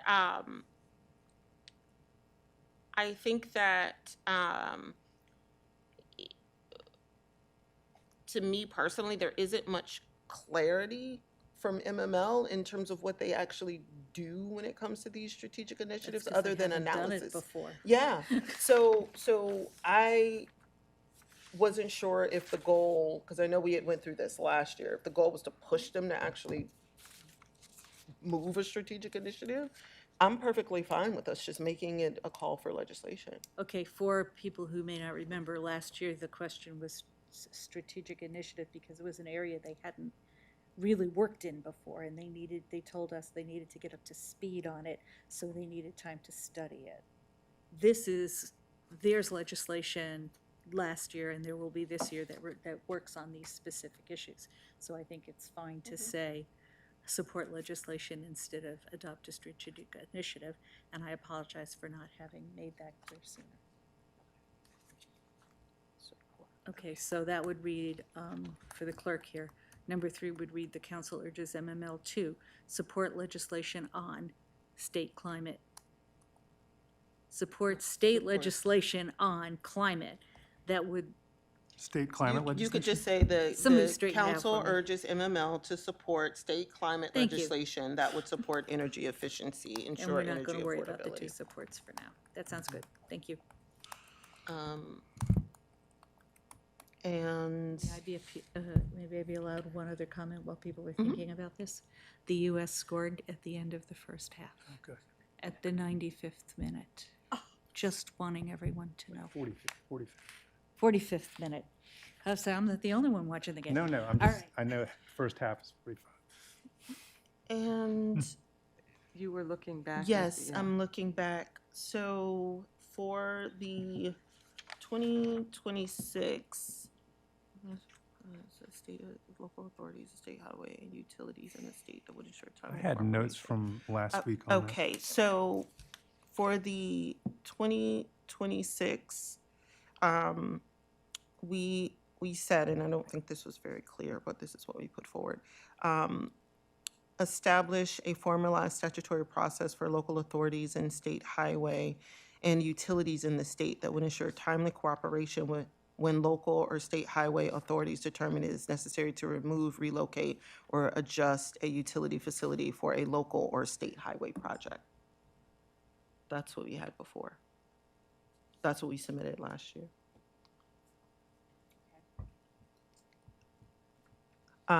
Councilmember Schlegel? Yes, I was looking at my notes from last week because I was trying to remember how the discussion had gone. And I wrote Landman in favor of SHA to pay for utility work restoration. And I know I had brought up ADA sidewalks and that was ruled out, but, oh, it is? Okay, okay. So to pay for utility work restoration and ADA sidewalks. So I suppose this is a different ask from the 2026. If we went that direction, instead of coordinating to say pay for, or insure, I guess. Yeah, I'd say let- pay for or insure, because they can make the utilities pay for it. Look, can I ask a question of staff? And I don't know if you all know this answer, but if there is a need for utility relocation as a result of a state highway project, whose responsibility is it for that relocation? Is it SHA? And I know that we don't relocate utilities, so I would assume it would probably be something between the utility companies or SHA. Yeah, if it's a utility, say a storm drain or something that's within their right of way, that would be theirs. If it's a lateral or private line, I'm guessing it would be the private, SHA would, even if it's within their right of way, they would require the private property owner to service that, but that's kind of from memory and prior experiences. We could check into that to get something more definitive? Because I think that this stemmed, I think we may be conflating two separate issues, like the issue that related to when certain utility outages cause damage, which was a separate item that we had tried to, I'm not conflating. yeah. But we had last year, I think that this originated when we had discussions about, as you probably remember, when the buses could no longer round the corner at Carroll Avenue and Philadelphia Avenue, or Ethan Allen, whatever it's called at that intersection. And the cost of moving a utility pole out of the sidewalk, and who was to pay for that when it's an ADA, when it's a SHA sidewalk. And so there was the issue of coordination with the utilities, and SHA's role there is definitely part of it, because I think that's, I think it might have actually been Delegate Charkoudian who talked about that during our conversation with the delegation last year. But it's also the cost of doing the relocation, where does that fall? Now, maybe it doesn't fall with the city, but it seems to be an obstacle to us doing things from time to time, and that the SHA doesn't want to do it either. So, I mean, if it's too far to go tonight to try and figure this out, I don't mind if we go ahead with this, because the coordination is also a factor. But I would like to, nail down whether that is one of the reasons that we still have these utility poles in the middle of our sidewalk on a state highway, the way that we do at that corner. You cannot safely get a baby stroller or a wheelchair onto the sidewalk at that very busy corner, because there's a utility pole in the middle of it. I would,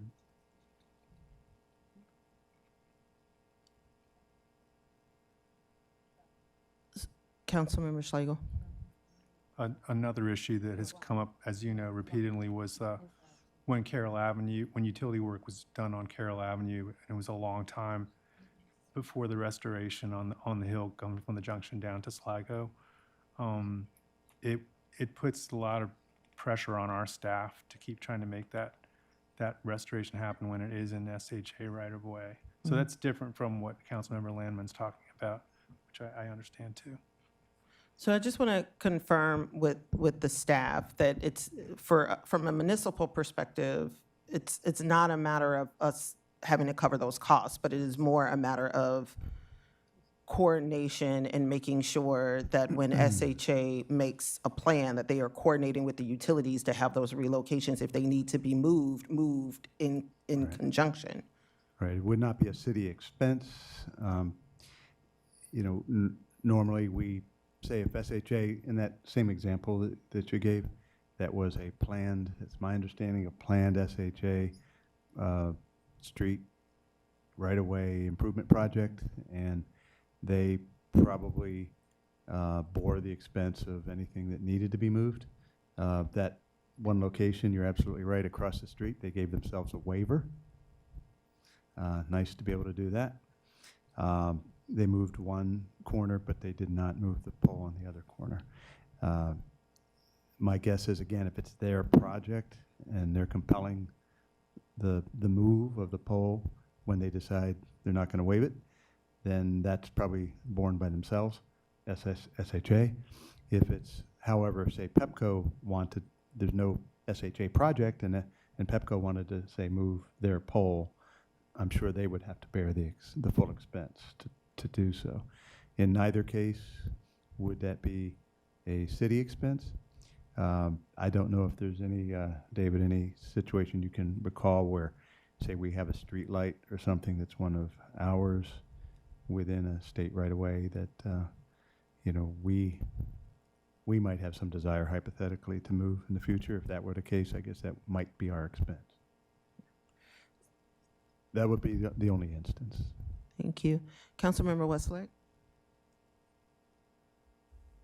Thank you. I'm a little concerned that this addition from our discussion last week seems so unclear from folks that I believe added it. I might be in favor of us removing it and sticking with the original proposal to just be asking for ADA compliant sidewalks.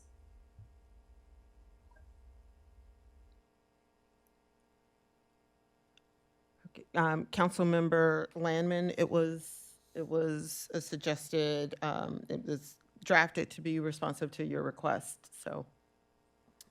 Well, as you, I don't know how much more time we should be devoting to this, given the probability that it's going to wind up on the cutting room floor anyway. You just read back to us language from what we submitted last year. If maybe in response to Councilmember Westlick's point, we can go back to the language we agreed on last year, which I think is, if not exactly the same, quite close. But this, I mean, we, in my ward, we have a living example of a failure to coordinate that resulted in, you know, a traffic nightmare, repainting of the streets. People are still less satisfied than they were with the old system, thanks to SHA's failure to coordinate with us. So I would like it if we could not drop the issue entirely, but if reverting to previous language would simplify matters, I'd be willing to go there. I think the previous language was confusing, which is one of the reasons why, in trying to be responsive, I tried to simplify it a little bit more, to just say, hey, establish a process that will improve the coordination, like figure out some way to require them to coordinate with utilities and with local jurisdictions. I would rather have this language than no language. And I think we've determined that the issue of paying for it is not going to make it into this without further research, but I still think we need to force SHA's hand to be more collaborative with us. Okay. I would be more inclined to keep this language. I think it's clearer than what we proposed last year, and it, in some cases, appearing to be slightly different can mean that maybe it will get picked up if it didn't get picked up last year. Councilmember Dabala?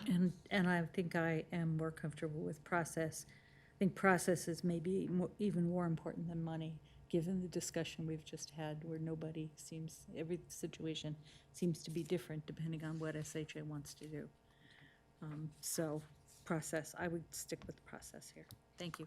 Okay, thank you very much. Councilmember Schlegel? Just a quick point on number 2, well, sort of a question. I think I had suggested a translatable portal last week, and it seemed like a couple of colleagues had felt that was a good idea, but I don't see it in here.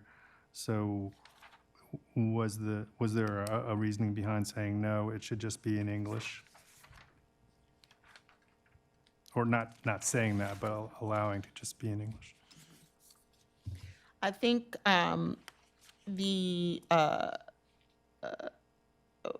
without adding a bunch of words, I think the language around improving accessibility, transparency, and the streamlined notice process kind of implies that it would make things easier. I know right now, if you get a hard copy of a paper, in order to translate it, it's up to that news entity's website to be able to do the auto translate. I think if you had a state system like this, there are usually requirements that it meets certain formatting in terms of the information that's made available that would make it more accessible to people who use machine-readable machines to kind of help people who are visually impaired more easily able to be translated and the like. So I think the accessibility kind of covers it without getting too in the weeds. Okay. All right. Thanks. Okay. All right. So seeing no more lights, we have some amendments, and the clerk, I believe I've captured them as well. If I think so. So we're not asking to pay for utilities? Nope, we're gonna keep resolution, the resolve clause 1 the same. Resolve clause 2 in the next to last sentence where we say the portal would supplement or replace traditional print newspaper notifications, resulting in improved accessibility, increased transparency, and A streamlined public notice process. Mhm.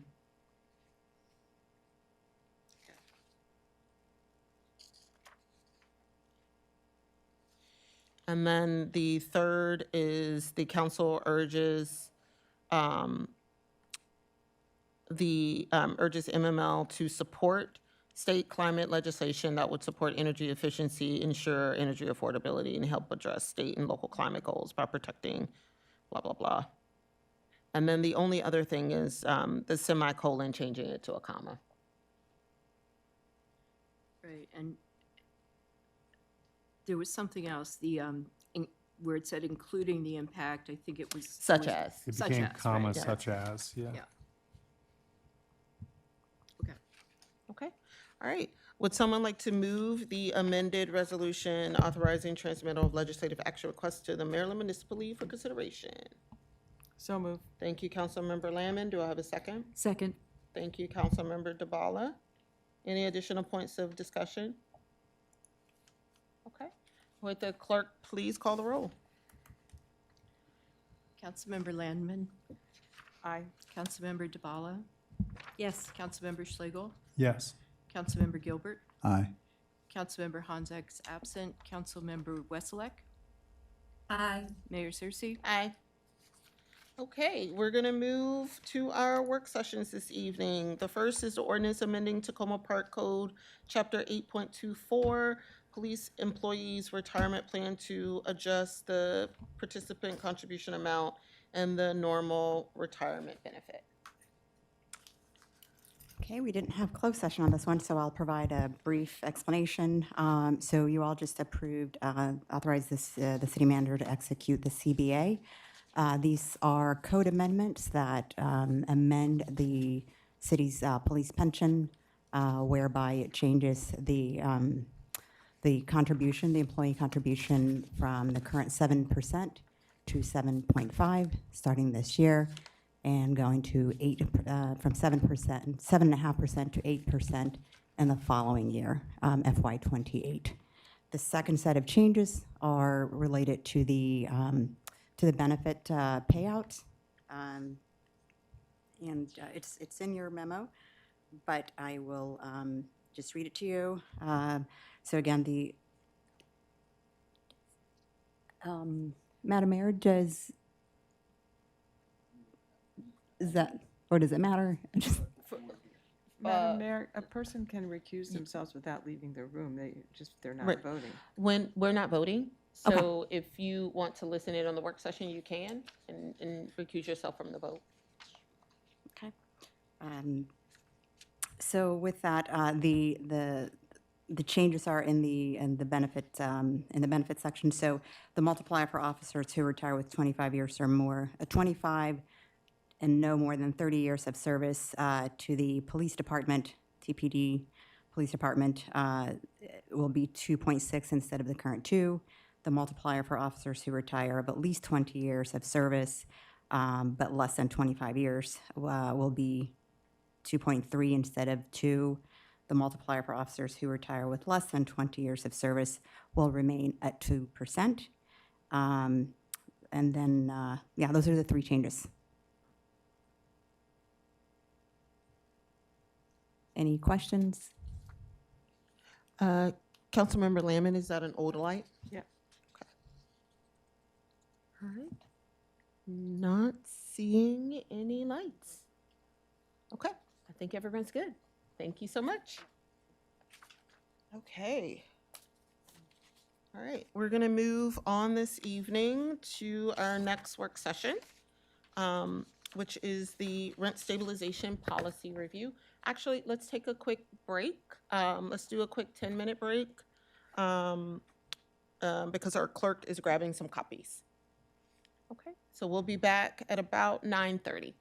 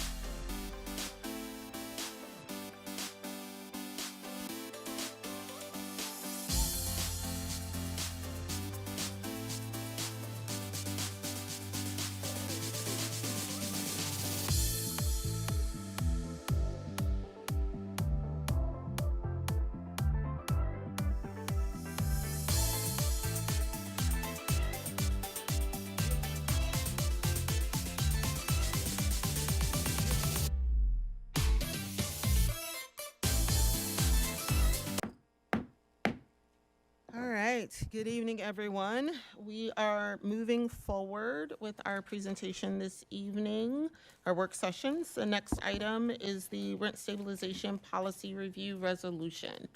I'm just gonna see if slides can be brought up.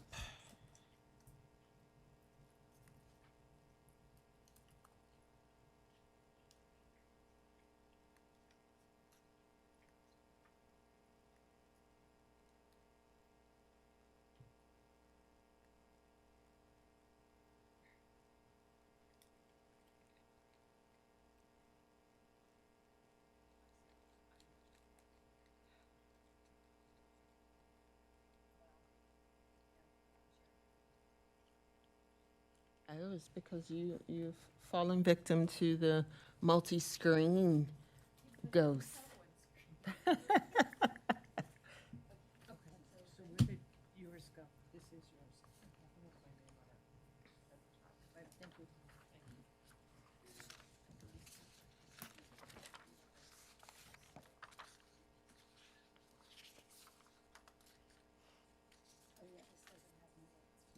No.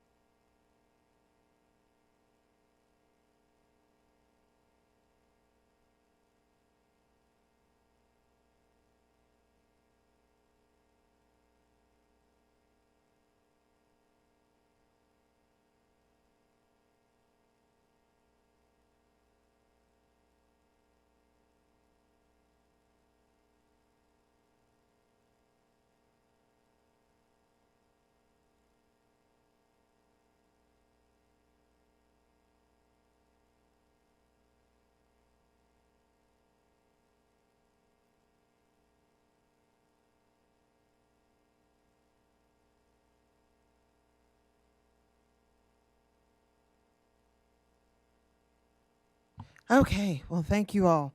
As I noted during my public comments, I realized that a couple of council members asked just to kind of pull some of the materials together from some of the prior discussions that the council has had, just to kind of give a little context and to provide a little history.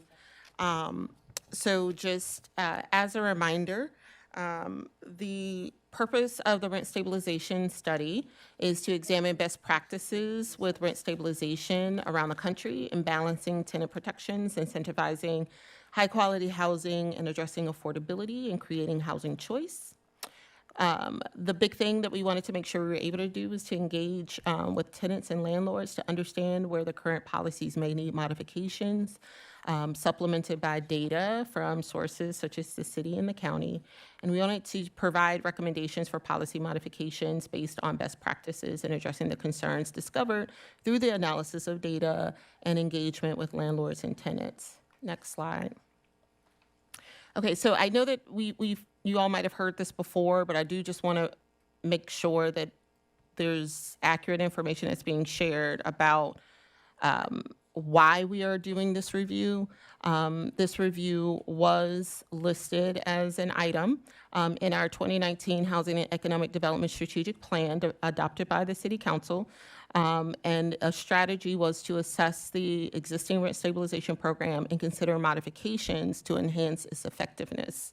And so this review is basically us implementing that item that's in the strategic plan. The goal, as we've all clearly stated, is to not end rent stabilization. We've heard that it's that we may try to end rent stabilization. That's not our goal. The goal is focused on improving the law's ability to provide protections to tenants, incentivizing property owners to improve the quality of the homes, as well as improving the administration of the ordinance, as well as allowing for more housing choice. We've also heard, are you only studying rent stabilization? No, the city is reviewing and modifying other components of its housing policies, including anti-displacement policies, tax incentives for building improvement, and affordable housing development, et cetera. Okay, next slide. Okay, so I'm just going to walk through really quickly the guiding principles behind the rent stabilization review and to try to connect it to the Housing and Economic Development Strategic Plan.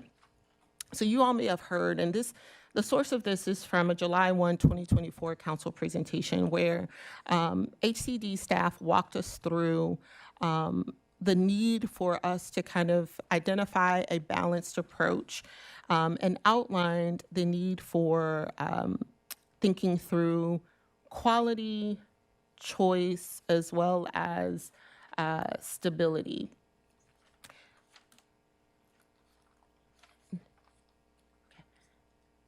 All right, can you, no worries. Do you want to come, you can't see your screen now? Okay, yeah, no worries. I will stop taking over all the space, make some room. I'm good right here. Okay, perfect. Okay, next slide. So what was also presented was that connection between these three pillars and how they relate to the 2019 Housing and Economic Development Strategic Plan. And so the big point was we have these strategic plan objectives, and there needed to be a way to keep the goals in mind of preserve, protect, produce.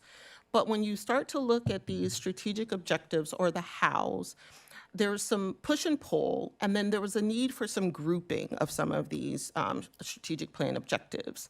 So for example, stability is the ability for residents to stay and remain in the community. And so the strategic plan objectives tied to this, one is 1.1b, provide support for multifamily buildings that include housing affordability protections and develop criteria for pilot agreements.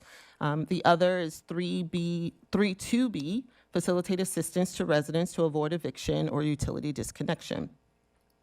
Choice was the ability of residents to choose and find housing that fits their life situation.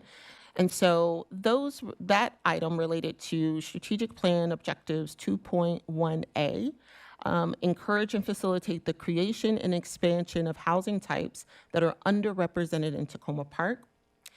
The other 3.2b, encourage and facilitate ways to allow purchase or rental of single-family homes by people of moderate incomes. The last item are quality, ensuring that housing in Tacoma Park is safe, healthy, and contains all amenities for comfort. Relate to strategic plan objectives 1.2a, pursue grant funds, incentives, and partners that can facilitate residential building improvements, such as major system upgrades. 3.2c, ensure building and energy efficiency improvement programs, such as capital improvement process, are easy to use and effective. Next slide. So what staff brought to us was the explanation of why this approach was necessary. Why do we need to have a balanced approach between quality, choice, and stability?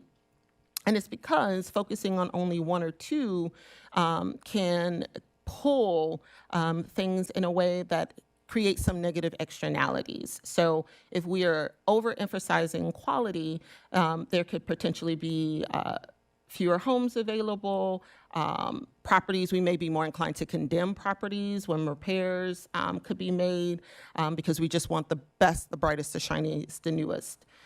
If choice is overemphasized, there may be just an influx of poorly built properties, residents may be displaced or forced out. And if stability is overemphasized, residents may not be able to move within the city, or they could be stuck in poor quality housing because there's a limited stock in terms of the cost of the housing that's available to them. Next slide.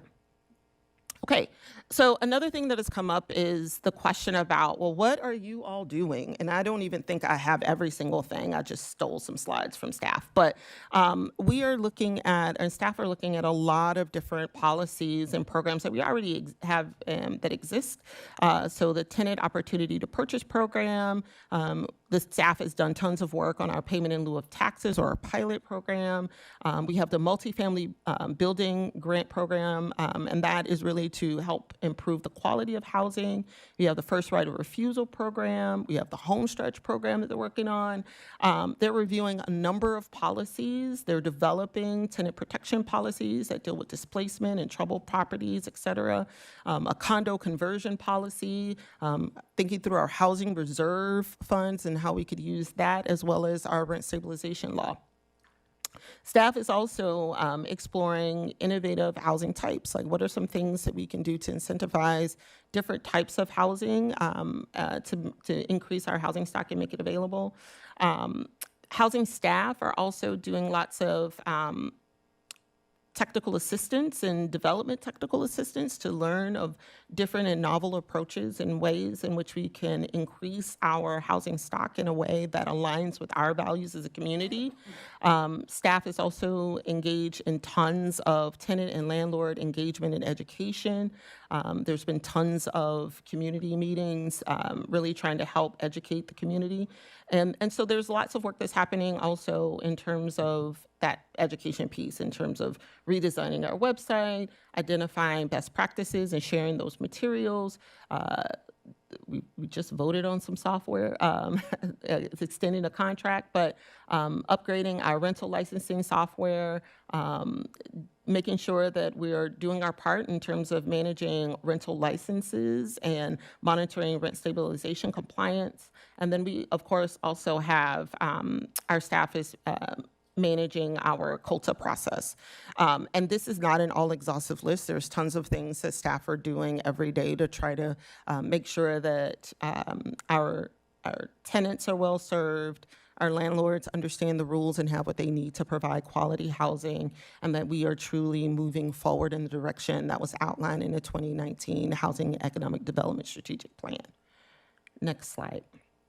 All right, so quick note about our market. Next slide.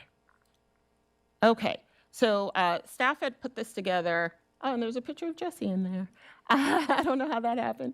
But the big thing is we have a little over 7,000 housing units, a number of rental units, rent stabilized units. This is from 2023, so it's a little different, which is another reason why we wanted to do this study, to get more updated data.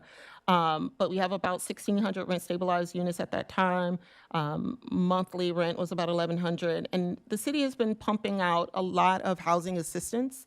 Again, this is a little aged, but it was over $1.5 million that we have been pumping out in different types of assistance programs. So I just want to stress that we are doing what we can with the limited resources that we have to share, to make sure that we're supporting our tenants. Next slide. Okay, so in terms of the housing stock, and this is from the HCD annual report from FY23. What you can see here on the y-axis is the share of the total housing stock, and on the x-axis is the year in which the building was built. And what you will see is DC Metro, Montgomery County, and Tacoma Park. And what you will see for Tacoma Park is the vast majority of our housing stock is older, 60s or later. And then the other big piece, if you look at built in 2010 to 2019, you see that the proportion of our housing stock is very low, and it's also lower than some of these other, the proportion is lower than Montgomery County as well as DC Metro. Next slide. So when we're talking about our housing market, and I'm just showing this older data just to kind of lay out the RSG results. And these are the things that we knew going into the study. That our rental unit share by type, most of our rentals were 88% were apartments. We had about 5.2% were single families. We have some condos that are rentals, and a couple of ADUs. But one of the things that is interesting to know, and this fits into the story around affordability and how we are an affordable community, is the fact that the household income for people in our community that's less than the 50,000 is higher than that of DC Metro and the county. And so the last slide, the last graphic, the home values versus rents, what you see on the y-axis is the home values, and the bars are the median home value, and the green dots are the median monthly rent.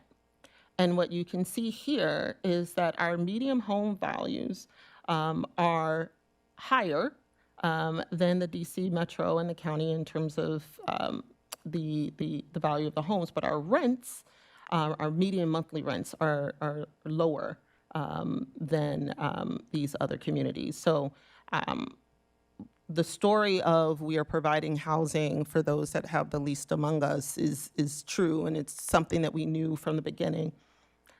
Next slide. Okay, there were questions that were raised about our housing stock and the racial impacts.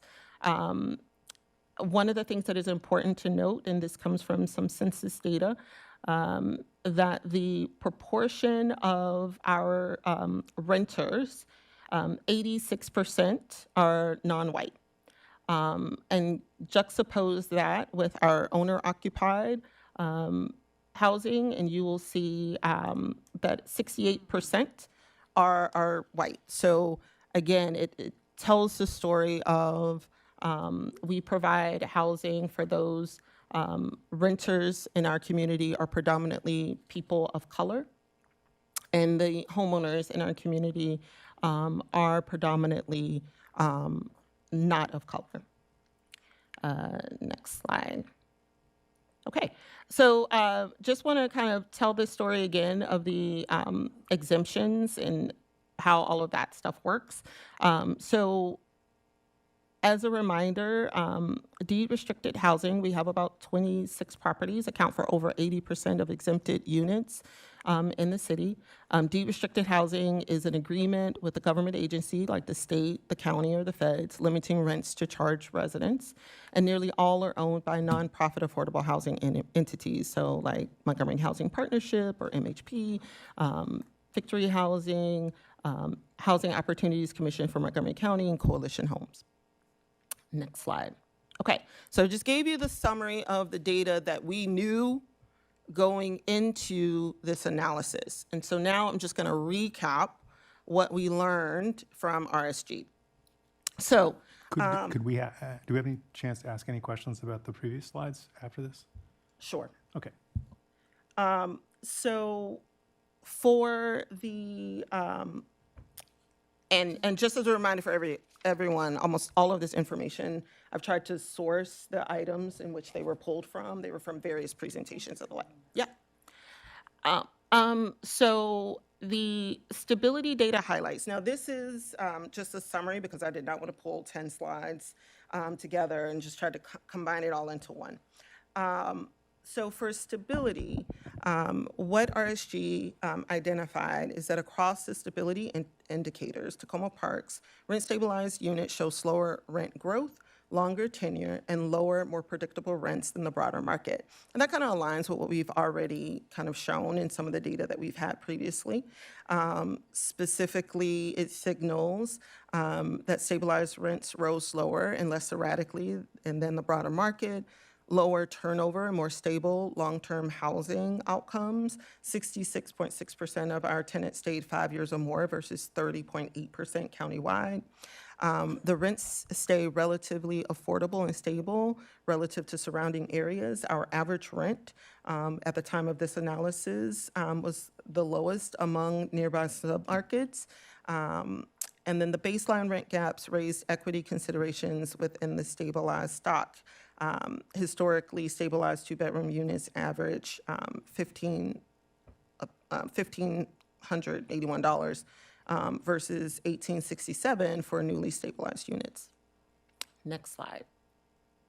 Okay, so just to kind of quickly recap what we heard, the tenants wanted, based on the focus groups that RSG did, the tenants wanted there to be a strong focus on maintaining housing stability and remaining in place. 45% said that housing costs were difficult to manage. Rent stabilization is valued for predictability, but constrained by confusion on rules and exemptions. That's what we heard. Property owners, there was a strong focus on maintaining financial viability. About 50% report that properties are not profitable. 31% only slightly profitable. And from the landlord's or the property owner's view, rent stabilization is viewed as constraining financial sustainability and long-term participation in the rental market. Community groups said rent stabilization is viewed as essential to preventing displacement and supporting community cohesion. Key risks from their perspectives is changes may reduce the strength of tenant protections, lack of clarity and transparency, exemptions petition process, and limited awareness and access to information, particularly for vulnerable populations. They view rent stabilization as essential, but constrained by gaps in clarity, enforcement, and access. Next slide. Okay, so now let's highlights real quick for the quality. Across the quality indicators, Tacoma Park shows elevated property condition issues with reinvestment concentrated among a subset of older buildings. In summary, what it signals is that reinvestment is concentrated among a subset of older buildings. About 30% of multifamily properties pulled rehab permits over 25 years, which it should be, more than that, with 13 repeat properties driving 45 of them. It also signals that permitted activity trails expected reinvestment cycles. Though not all work requires permits, major building systems typically need reinvestment every 15 to 30 years, yet only 30% of properties permitted work over 25 years. Persistently higher property conditions issues than the broader county. We average about 4 to 7 unique violations per 100 units versus about 1 countywide. And then the condition concerns are disproportionately concentrated in Tacoma Park.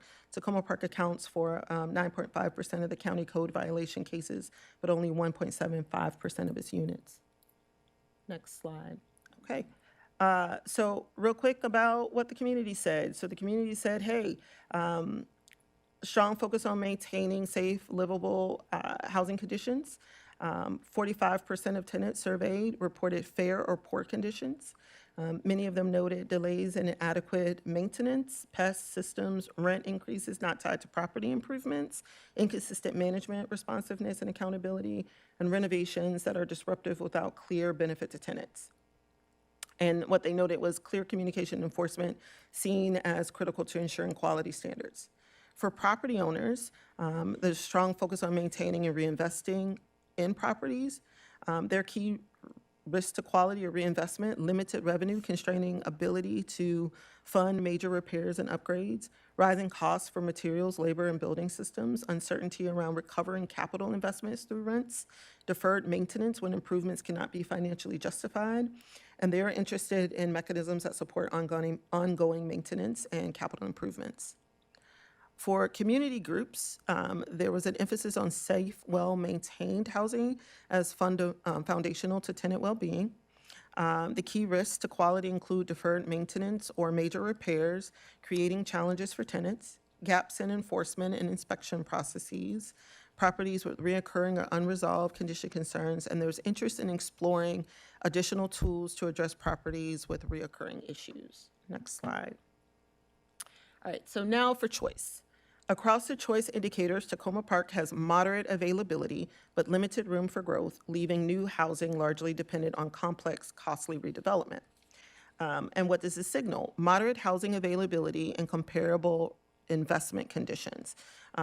Tacoma Park's vacancy of 6.5% is tighter than most of the nearby submarkets with market cap rates of approximately 6.5% comparable across the area.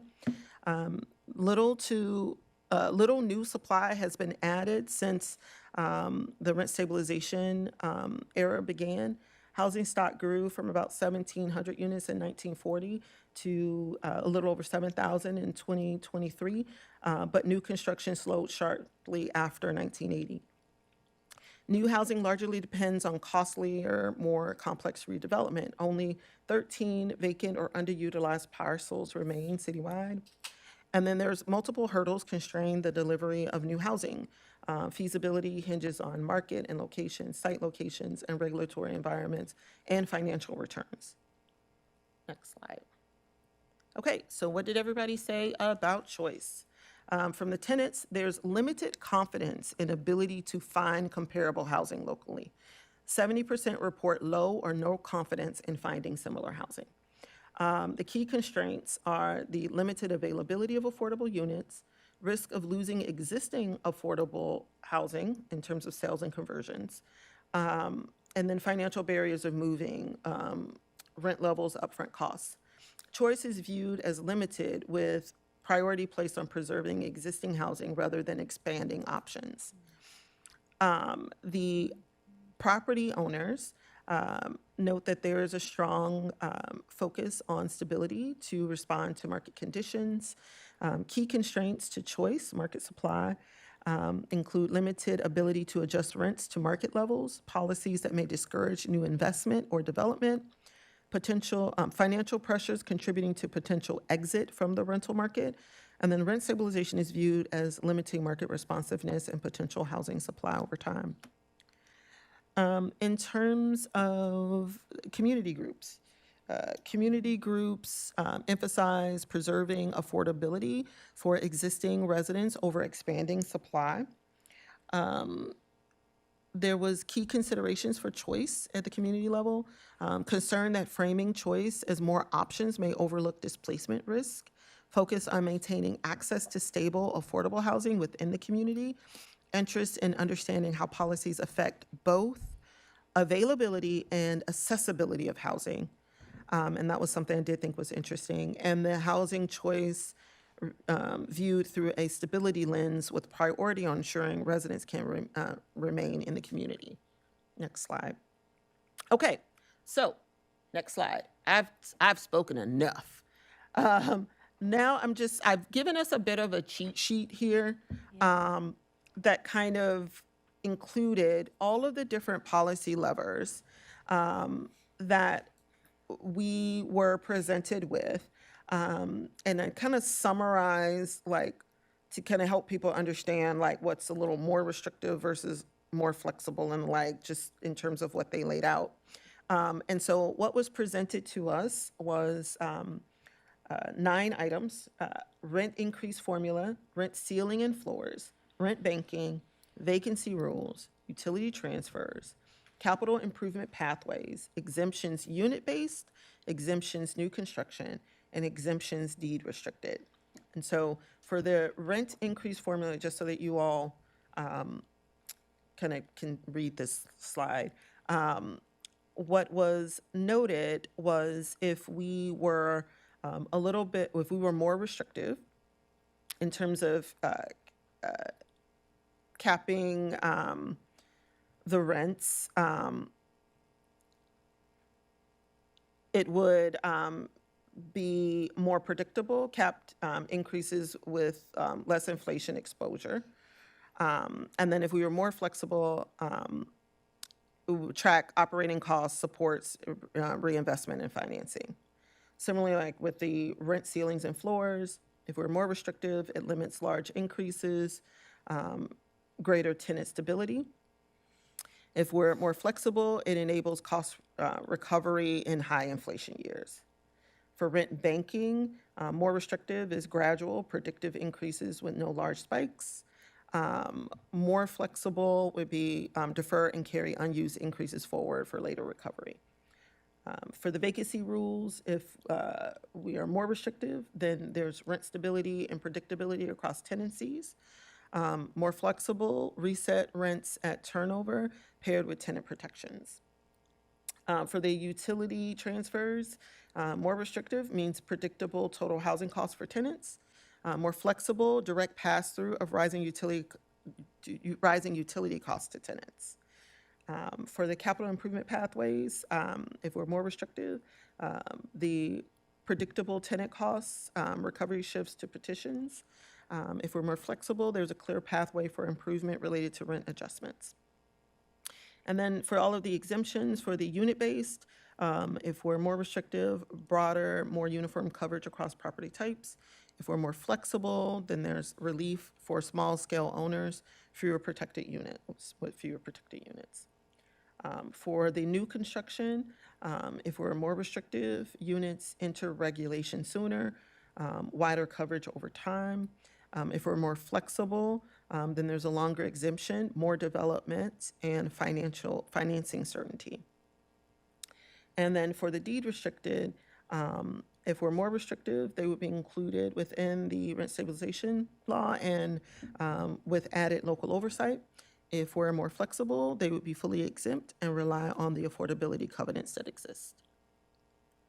Okay, so next slide.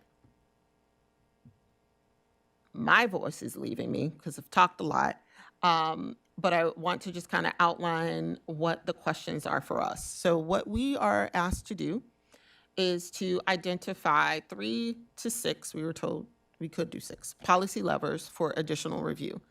What our contractor and staff will do is take the policy levers that we identify, do some more engagement, do some more research, and come back to us with some additional thoughts around potential policy options.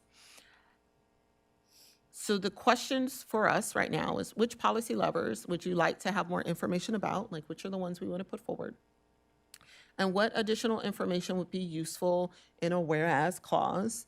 And everyone should have received the draft resolution that was shared last week.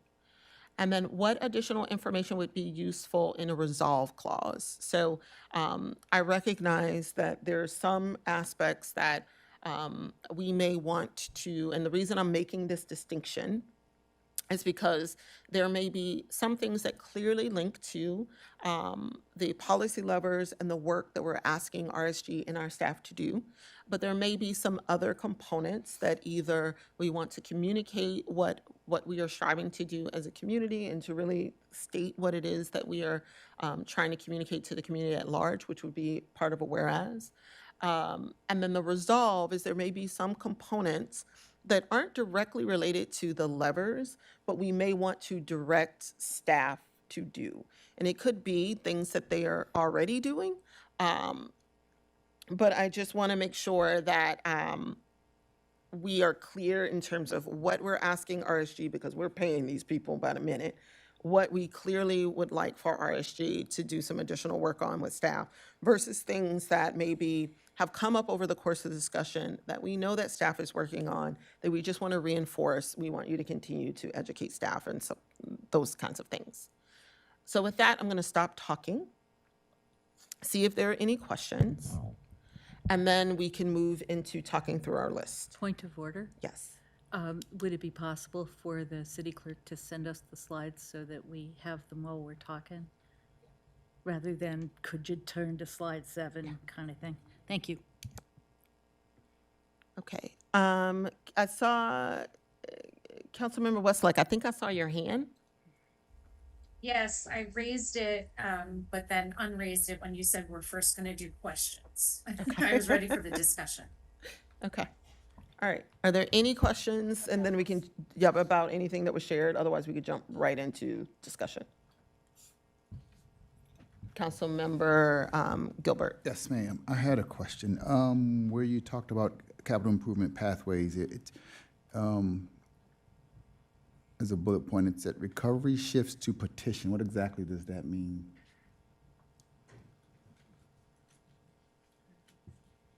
Yeah, so this would be something we'd look across. Capital improvement pathways is essentially the process by which a landlord would request essentially the ability to raise rents above what would be allowed. Typically right now we do it through what's called the fair return petition. So that would be like a petition process. There could be other ways that are just a different method outside of the petition process that are more streamlined. Are we looking at, I know one of those, one of the ways that rents can be raised outside of the CPI is if they receive a petition to, if they've redeveloped or done a renovation and they've petitioned to go under Montgomery County's rent stabilization law. Are we looking at limiting the ability for developers to do that?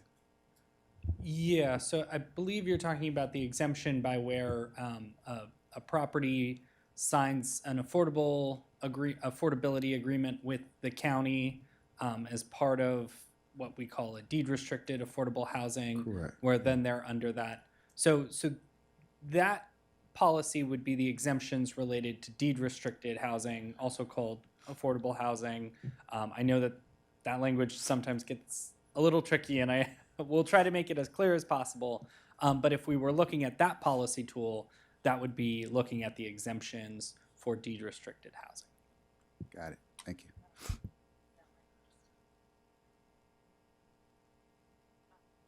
Sorry, Councilmember Schlegel? Yes, in the interest of time, I won't go back and frame them as questions, but I just have observations from the initial part of your presentation. And I know it's so hard to pull together like the whole history of things, and there's so many facets to this. I do see where to the comment that Colleen Cordes made at the start of the night, I do see where there is, you can take produce, preserve, and protect, and moving some of the sub-elements of those around, you can have produce somewhat relate to choice, preserve can relate to quality, and protect can relate to stability. I think in the original 2019 plan, stability meant also sustainability, stability of buildings, but so I see that. I agree with Ms. Cordes' point, though, that wasn't about balance. So that's my first comment. That the idea of looking at any one piece of all of those housing policies that were listed and saying each one of these needs to achieve balance among three objectives, I don't think that was not in the 2019 plan. So I want to be clear that each policy doesn't necessarily have to achieve balance, but what staff made it very clear is that and I could turn it over to you because you gave the presentation, the broader combination of all of the policies that we are looking at. If our goal is to really try to tackle all of those strategic objectives that were highlighted in this presentation, we have to make sure that all of our policies don't just focus in one of the boxes. We have to make sure that there's some room to grow. And I'll turn things over to Director McNally. Yeah, I think that's a good way to put it and frame it, is the sense that all of housing policies, when we do that, we're choosing to both allocate staff time and resources, and then also change kind of the, let's call it, incentive structure for various things. And so while we have a number of different policies that might fit in kind of one box, they still impact our kind of broader kind of collection of policies, programs, and incentives. And so that was what we've been trying to be cognizant of as we've been bringing forward various policies and programs. Thank you, yeah. And I do want to note that the city in the previous term did pull a big lever with the tax exemptions that could be said to be mainly focused on the choice or produce aspect of the plan. I'll just go on with my other quick comments. I did notice there's no goal. There's no goal here, and just to clarify that we're not saying that this has to support our part of a response to a regional housing crisis. And I think sometimes we bring that up, but I feel like, yeah, we understand there's a regional housing crisis. but everybody's doing what they do. And I feel like if we haven't made an official decision to dedicate ourselves to that, other than in 2019, we said we wanted to proportionally match COG's goals for new housing unit production by 2035. And I don't think we've ever set a numerical goal. But COG has. COG has put. But we said we never adopted a numerical goal. I know that's not part of what we're talking about tonight. There's also nothing stated about the need to make sure that we generate new revenue streams for the city. I know that we're aware of that as a possibility, but I think we need to make sure that in our thinking, that's off the table. A next thing is, there was one of the, in the summarizing of things, there was one thing of how since the 1980 rent stabilization ordinance, that there has been significantly little new housing. That is a correlation, not a causation, and I think that RSG took pains to point out that they explored that question. We paid them to explore that question, and they said, we can't see where the rent stabilization law's establishment can be teased out as a significant factor relative to all the other things around land availability and et cetera, et cetera. And another point was, there was the presentation of the graphs of the age of buildings in Tacoma Park. And I was thinking to myself, when I had the pleasure of going to Tuscany once, and the buildings are like, people are living in houses that are like 600 years old and whatnot. And it doesn't mean it's a low quality house. So I don't think we should automatically assume that an older building has not been cared for, you know, and that's not to dismiss the obvious reports that people have around poor quality. So,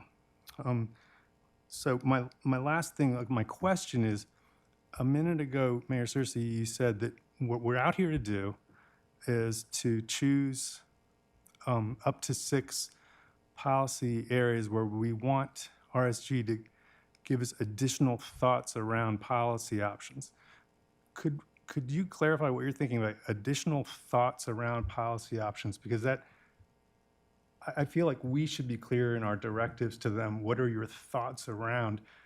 It seems like we've made our city values clear, and we want to know what are the impacts of these policy options in terms of our city values.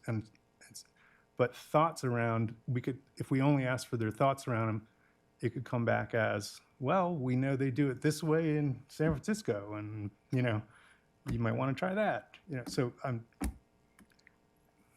I mean, I could speak, but Devin, go right ahead. So this is a time to talk about what we'll do with kind of this information. So when whatever number of topic areas, the next step would be to go back and, yes, look at what is Berkeley doing, what is Santa Barbara doing, what is St. Paul doing, right? Various other jurisdictions, and then also kind of looking at additional data and saying, okay, here's what other jurisdictions are doing. Here's also kind of some additional information. Based on that, here are a couple of different options to consider, and that will come in the form of a public meeting and then focus groups to talk about the different options. And the idea is that there isn't one way to move in any of these different topic areas. Each of them is, you know, kind of, there are different cities have had different views on how they're going to land on this. And so the idea is that you will have essentially a menu to kind of look at, and we will have kind of a thoughtful response on why this option is on the table, and also what sort of impacts we're expecting from. Impacts are always tricky.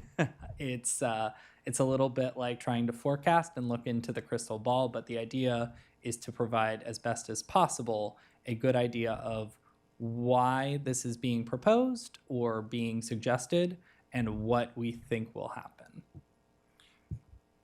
So would this be a comparison of current policies? Or it would seem that for us to be able to, obviously this is going to be political decisions, but for us to be able to evaluate the best we can how changes to our different aspects of our RSO would affect housing down the line. It seems like we would be we would need to have RSG come back with like longitudinal data around policy changes, rather than just saying that at present, these places doing these different things, and like I'm not clear on how we're going to get stuff that won't be recommendations that could cause sort of a seven blind people and the elephant kind of situation, where it's like, well, yeah, they do that there, but it's really bad because of this, or it's really good because of that. If we can, are they going to be able to give us longitudinal studies of how different policy moves played out over time? So if you're looking for like a full PhD dissertation with longitudinal data, they're not going to be able to deliver that. And quite frankly, I think a lot of people would struggle to pull that together into any sort of report or any sort of long 7-year PhD program. What they will do is provide us with some example jurisdictions and a generalized sense of where that could go. And one of the things that I would say is it's really difficult to compare an apples to apples in any sort of case, right? Because there are different housing markets within cities. There's business cycles. There's currents in terms of migration patterns. There's a whole lot of factors that would go in. So even if we paid, a lot of money to someone to crunch all of those numbers in like a longitudinal study, if they were even able to get a hold of data that would actually be meaningful, it wouldn't necessarily be able for us to forecast out. So what I would say is the report will contain, as best as we can find, a good sense of what these policy levers will do and what we expect them to do. So, for example, and this will be, I don't want to hog the mic any further. For example, if we said, hey, we're really interested in how does a place with buildings that are 50 or 60 years old, how have places incentivized the improvement of the quality of those buildings when the property owners have limited income streams? And they would ostensibly, without doing a dissertation, does it seem possible that they could say, well, here's a place that seems to have had success measurable by taking these pathways. You might want to consider that. Is that enough that we could hope for in terms of stuff they could give us to chew on? Yeah, so let's say I'm going to pick one because that'll help ground this example. So if we talk about capital improvement pathways, right, that directly is the ability for a landlord to conduct an improvement to the building and the ability to pass on that improvement to the building in the form of a rent increase to the tenants. What is a successful program of a capital improvement pathway? Here's a bunch of options, here's a bunch of cities. We think, this one has a good track record of, approved exemptions. Here's what we think about it. Here's how, that policy option might be on the table in the terms of how it would work in Tacoma Park, right? So that would be kind of policy option one would be, it is a simple application and it is approved and then done after the building permit. Please view this as a hypothetical example. Option two would be, they come back at the end of it and it's voted on by the tenants. I don't know.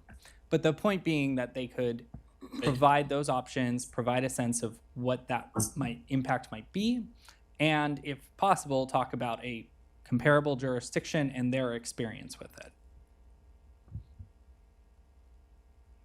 Okay.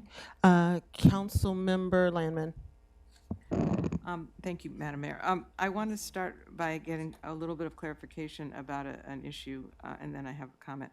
So, returning to where we started this, I think it was Councilmember Gilbert, was with some questions about the capital improvement petition pathways. Right now, I'm not sure that I fully understand, or that I know a lot of people are confused, so I'm not alone here based on your interviews with people. The fair return petition process and the capital improvement petition pathways alluded to, that's the text, the language in the text from RSG. Right now, when you file a fair return petition, it can cover capital improvements. Can it also cover your utility costs having gone up so high that your rents don't cover them? And can it cover just you're showing that your inflation has driven your costs for maintenance and for utilities and everything over so that it's no longer a fair return on your investment? So there is a broader array of topics, but within that petition pathway than just capital improvements. And so the fair return language might be clearer to people to say that what we're asking you to look more at is not just capital improvements, but all the ways in which landlords or property owners could justify a rent increase because they simply can't stay afloat anymore. I'm asking these because the language in the RSG report suggests a few different areas for us to ask you to explore, and one of them is what they call the capital improvement petition pathway, but it's broader than that for us. And then another is administrative. They have a kind of a catch-all one of the 6 that they listed. And talking to the staff before, my understanding has been that the administrative way that our fair return petition process works, that is a huge administrative burden for some and very complicated, and people they have to keep a lot of records, they have to make proofs that are really difficult and so forth. Aren't those two really, in a way, don't they fall, this is my question, isn't there a way to characterize that area of what the recommendations are that we would ask you for as sort of one collective thing that is the petition pathway and the administrative burdens associated with that and the clarity about how you go through that process? I would view that, and I want to ask you whether you could characterize it that way, as asking the RSG to give you a bundle of recommendations that essentially act as an umbrella for all of those elements of what makes it difficult to make the proof and so forth. Otherwise, it looks like it occupies a lot of places on this list, and I think it's all part and parcel of the same thing, and that's what I want to understand. Yeah, so I think there's a piece in there when we talked about program administration and clarity. I think what we were hearing back, and the reason why we didn't include this as something is that for the most part, one of the clear things we heard was just making sure that there's education and clear guidance from the city for both landlords and tenants about who's covered by rent stabilization, what are the mechanisms and process, and that anyone kind of off the street would be able to pick up and understand the ordinance, and that is a education and outreach piece. And so that was what we kind of talked about on the program administration side in terms of a recommendation that I think from a staff perspective, we are going to make sure that that's in the final report.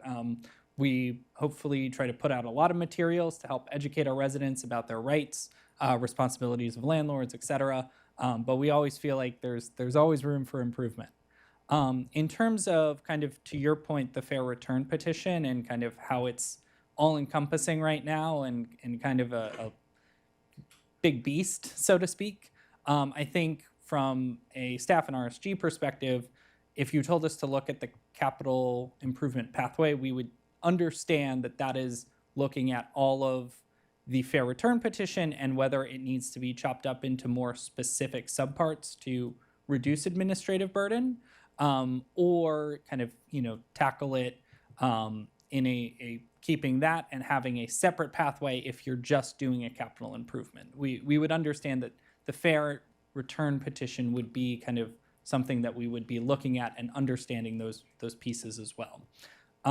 For utility transfers, the reason why we separated that out, because I think that's kind of a separate part of this question, is that there is a separate section of our code that is related to utility transfers, but is tied to rent stabilization because it has a kind of like effect of affecting rent.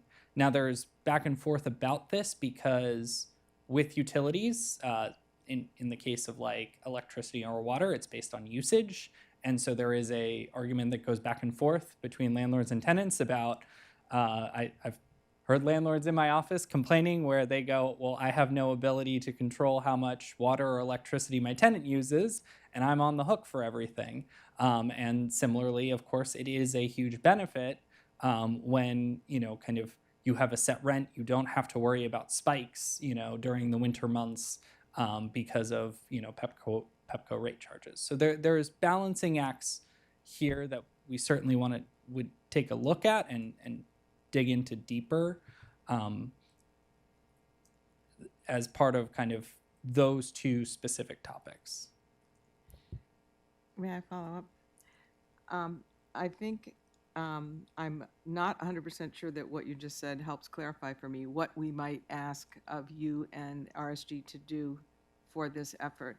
I think I'm asking, can you establish a package of recommendations that would keep property owners whole, as it were, and ease administrative burdens for both property owners and tenants in the context of not just capital improvements, but all of their investments and all of their costs? I mean, I think one of the challenges that we all face is, and the resolution talks about the fact, or maybe my redraft does, that we have a bunch of policies like the matrix that the mayor laid out in her presentation earlier, a bunch of policies that interact with rent stabilization, but not all of them are really about rent stabilization. And so it feels like if and you have said that a big piece of why it's so difficult is the administrative burden. And I would like to know if you could approach it that way, where what your goal is for this process is to reduce administrative burden and enable landlords to be kept whole, in that sense, as opposed to us trying to point to this one thing or that one thing as the place where you're going to focus attention. I'd like to see your package be, these are the things that would be the most impactful in that area. Does that make sense to you?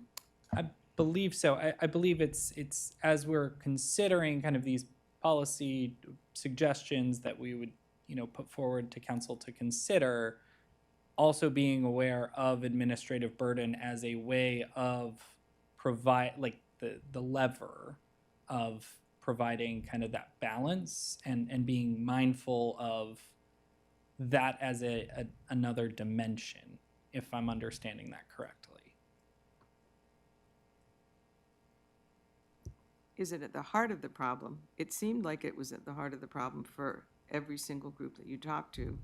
Lack of clarity and burden in, for tenants, it's the bottom line, but lack of clarity in what's needed, education for all sides, and then the burden of going forward with the petitioning process. That's been singled out by you, by staff at least. So I'd like our goal is to make the system for rent stabilization more effective.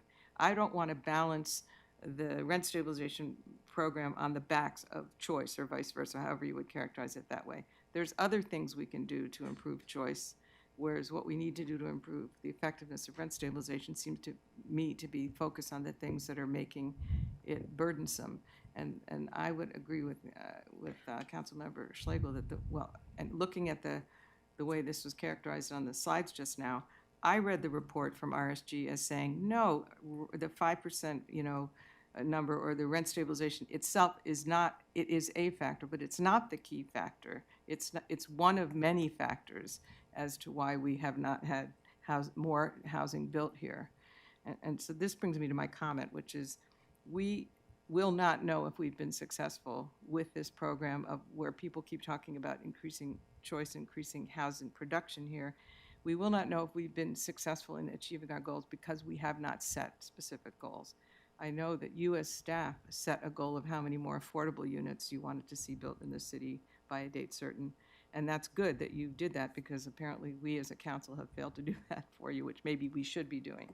And how do we know that we have met our objectives of providing additional choice and providing additional units if we don't know how many units we feel we need to be able to point to by a date certain to be able to declare success? And that, I think, goes back to the COG setting goals. So if you could comment on that question and whether you need goals. Just point of order. Like what we're talking about right now is the policy levers. We're not having, I mean, I think our goal setting regarding number of units and the like, when we talk about council priorities, when we talk about the final report and whether or not the council is in some sort of agreement regarding a goal that we want to set, I think that's when we should talk about that. But I am getting increasingly concerned that we're expanding the scope beyond the question and the purpose of the work session tonight,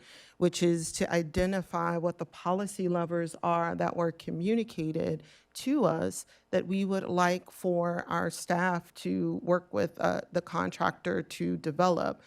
They're not going to be in a place to direct the council in terms of us identifying what we want our future housing goals to be. That's something that the council would need to identify. I just want to make sure that we stay focused on the purpose of tonight's discussion, and just want to make sure that I'm clear, Councilmember Landman, in terms of whether or not your point about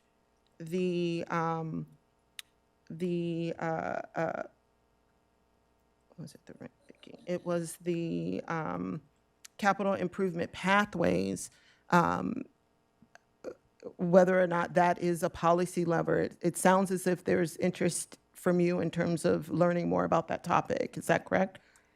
That is correct. I'm trying to tease out whether the capital improvement petition pathway and the program administration issue are actually one and the same, because capital improvement petition pathways, which is the language that's in the report, and program administration is also listed in the report, and the two are so intimately connected in my understanding of what some of the main deficiencies are in our current program, that is that actually one and the same? So I think that when we talk about the capital improvement pathway, I want to take one step back and talk about what our fair return petition is today. So what we have today is one way in which a landlord can raise rents. So it is one petition that asks a whole bunch of information and has a very specific, very strict way in which it is handled, where the way in which it's processed, and the way in which it is evaluated. So that includes us having an outside firm do essentially an accounting exercise on it. There are very specific calculations, and we can provide the administrative regulations that govern that process. It is also looking at historical data. So it's not just you come up, you provide information about your capital improvement project, you're also providing us with the past 3 years of all of your expenses. So it is a long process. So when we talk about capital improvement pathways, that's what we're talking about, is what level of review, what level of kind of scope are we going to look at, and what are the methods by which we evaluate and approve such rent increases. When we are talking about program administration, I think from the perspective of this study, we're not talking about the individual kind of day-to-day administration, but we're talking about community, and we can certainly reframe the wording to be more clear. We're talking about engagement and education around our ordinance to make sure that people are aware, clear about it. And that was a piece of feedback that we did hear, which is that some tenants were unsure if they were covered by the ordinance. Some landlords were unclear about what the requirements were. And so we take that as just a way we can always improve our kind of outreach and education efforts. But when we talk about the administrative burden, a rent stabilization program, I think, has different levels within that. So for example, we do annual monitoring of all of our rent reports. That returns about $18,000 to $25,000 per year to residents. Other jurisdictions don't do that. They simply say, on your honor, you're going to do that. And if a tenant says, hey, I was bilked, they can go to civil court and fight it out. That's not what we do. We're a little bit more proactive here. So, I mean, there is we could be asked to review that. I think the general sense is that that's the way we've operated it, and it wasn't something that we included as a thought process there, but certainly could be something that could be added in. Thank you. Councilmember Wesselek? Thank you. I want to focus on what tonight's mission is and how I've understood it to be of those 9, potential policy levers, picking the ones that we want more information on, which is not the same as the ones that we might change, just what we want more information on. And that also that list doesn't include things that we might change, like program administration, the way Director McNally just described it. So from that perspective, in my mind, it's an obvious that we all want more information on the exemptions for new construction, because that's come up a lot, and I've heard differing opinions on it, right? So that's kind of top of my list that I want more information. I did, let me pull this up, sorry. The other ones that I put in my top 4 was capital improvement pathways, exemptions unit-based, and exemptions deed restricted units. Because I tried to limit it to 4. But I just tonight we're discussing what we want more information on, and I want more information on those issues. Thank you. Thank you, Councilmember Wesselek. Go ahead. And I just want to make sure that we're clear.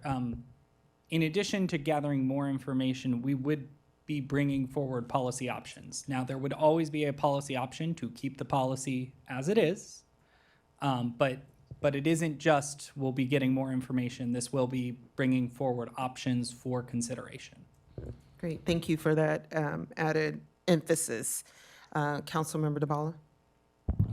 Thank you. So on my list, I had both the capital improvement petition pathways and the program administration, and I understand that they are related, but I had them listed as 2 separate things.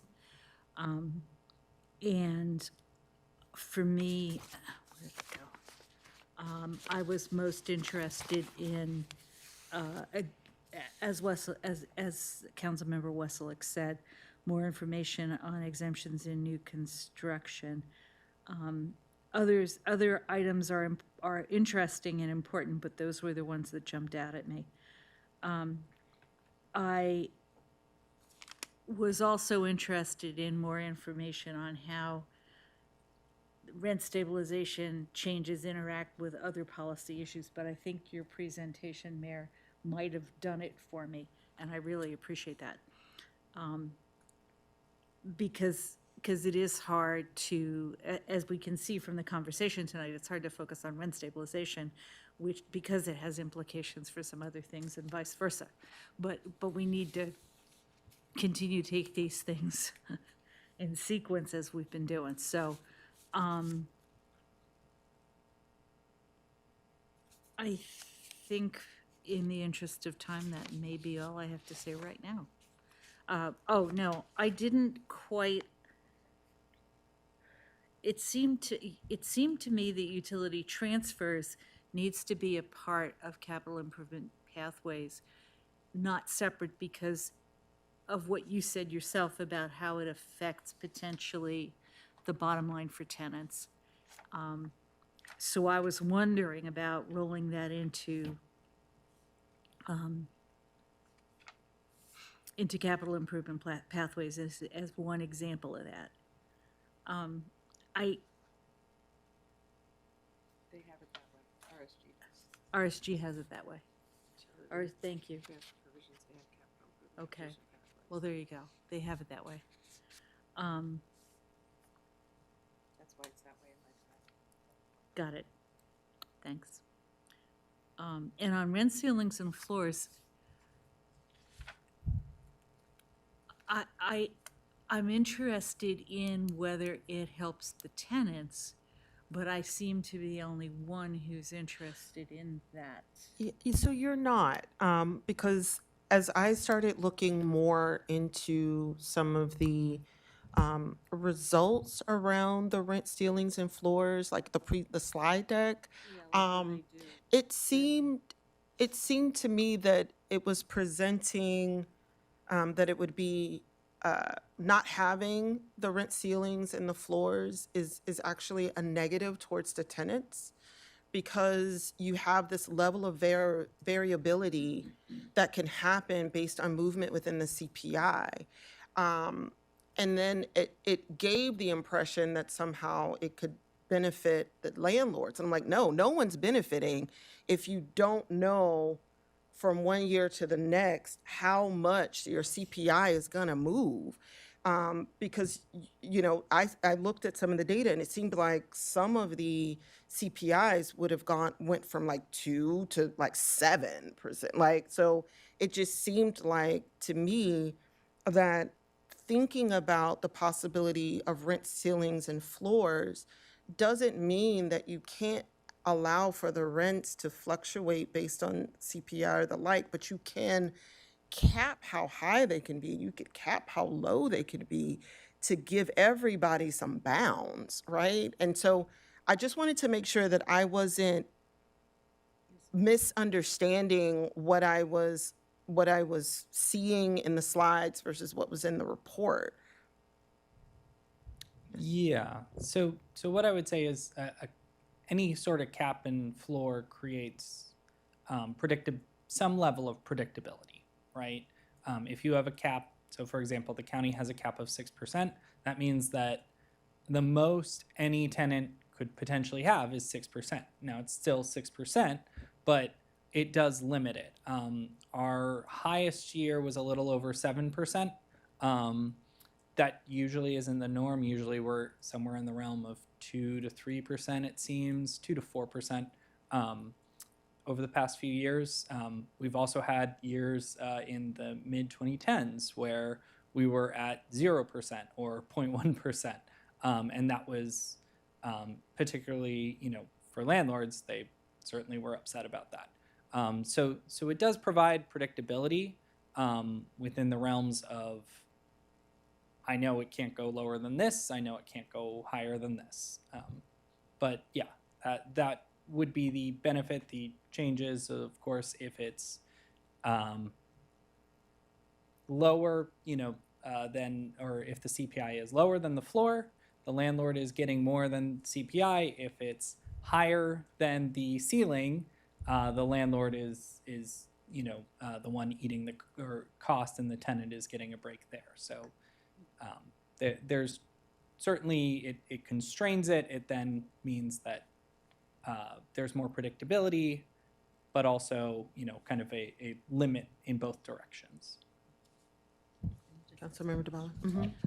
And so does that get too complicated for everybody? It seemed to me there were some examples of how it works in other places, and they didn't seem that complicated to me. But now that you say it, it sounds, from a tenant point of view, so in it's terms, nice to know I have a cap. yeah, in terms of like messaging it, it would Yeah. be similar to every single year we publish what the allowable rent increase was. Right. So it would be a calculation done on the back end.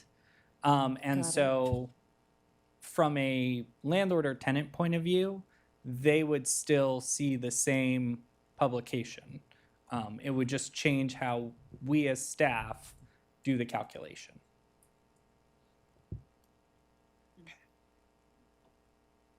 Director how much- McNally, I'm sorry, Go ahead. just addition to what you Yes. said, I think it's important because I think it's related to the capital improvement pathways conversation. If you could just add a little bit about what the predictability might do for someone seeking financing to improve the quality of the building. Yeah, absolutely. So one of the reasons why understanding kind of reinvestment and financing is tricky is that essentially most building owners that actually almost all building owners do not finance any projects out of their own pocket unless the improvement is like a very simple, very kind of cheap upgrade. So the example I would give is like just swapping out a boiler if it's a small enough building. In most cases, they are going out and borrowing money.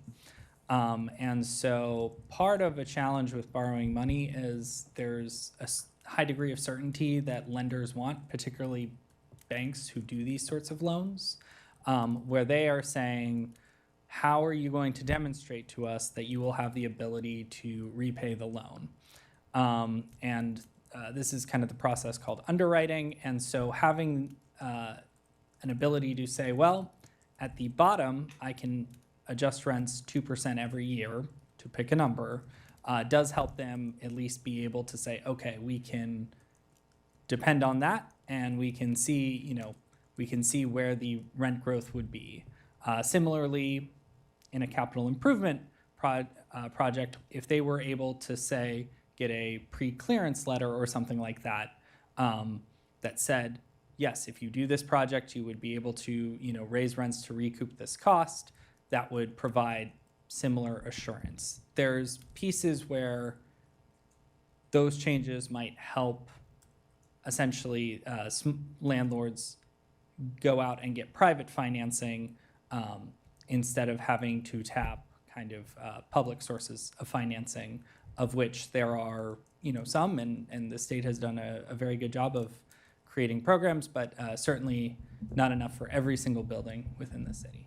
And just to come full circle, the process that you just described, can you compare that to our existing fair return petition process?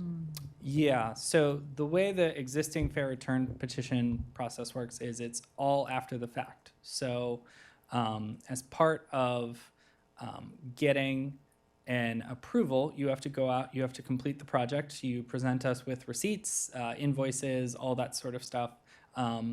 And then you are asking for us to approve it after the fact. So there's no guarantee going into a project that you will get a full approval. There is a general kind of, we've tried to sit down with property owners like ahead of time and like walk them through it.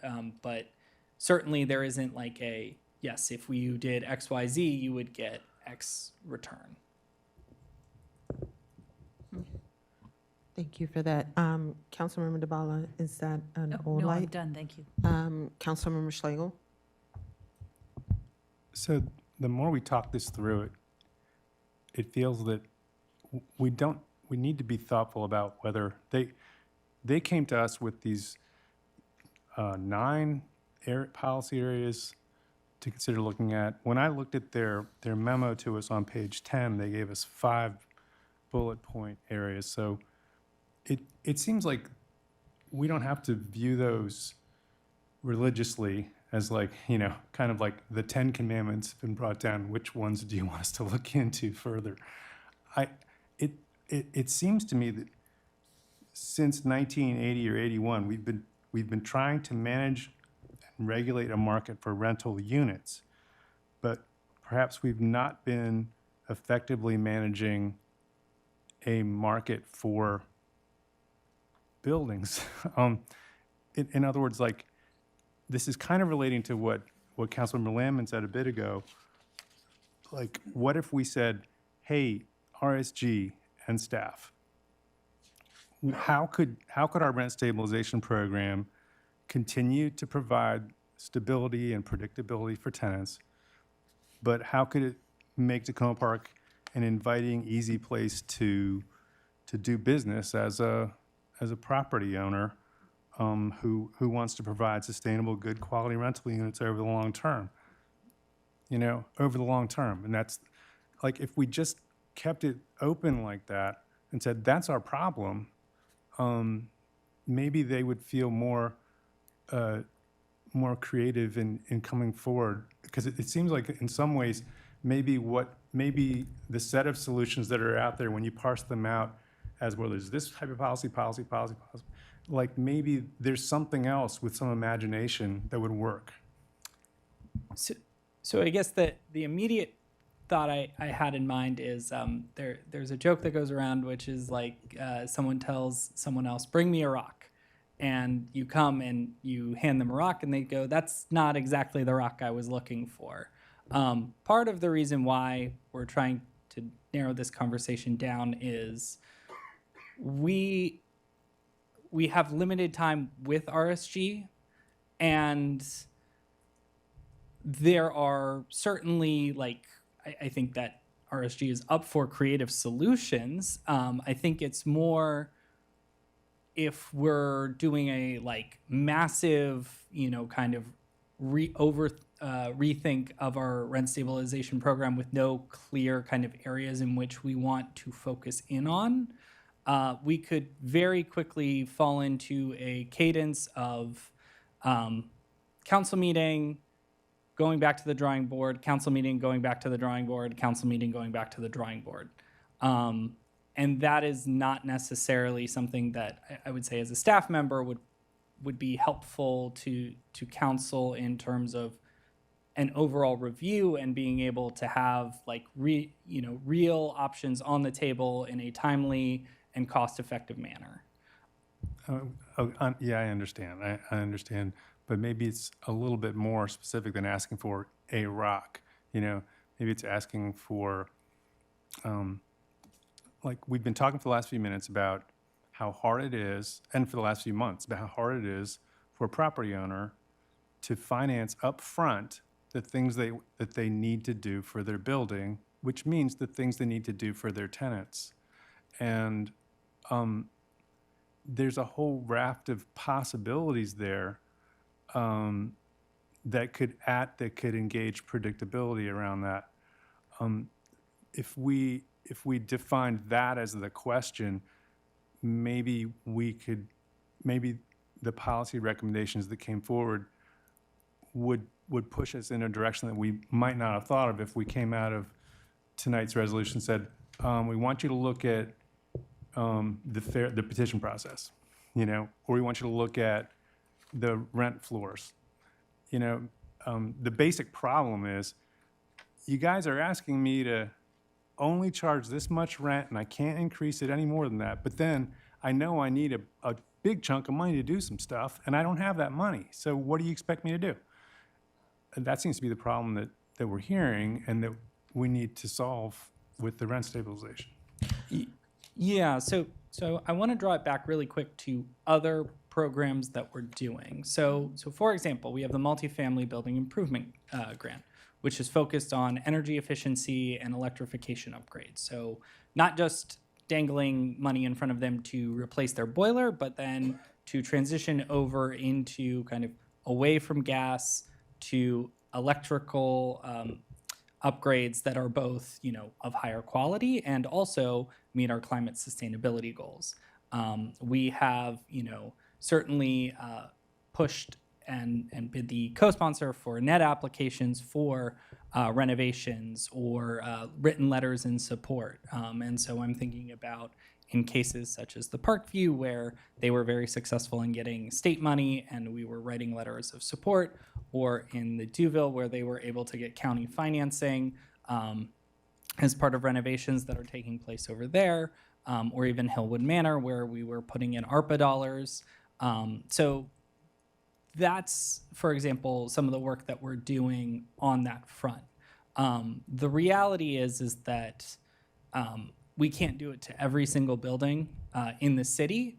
And on some level, we need to have a process, to at least adjudicate it. Right now, we have the fair return petition.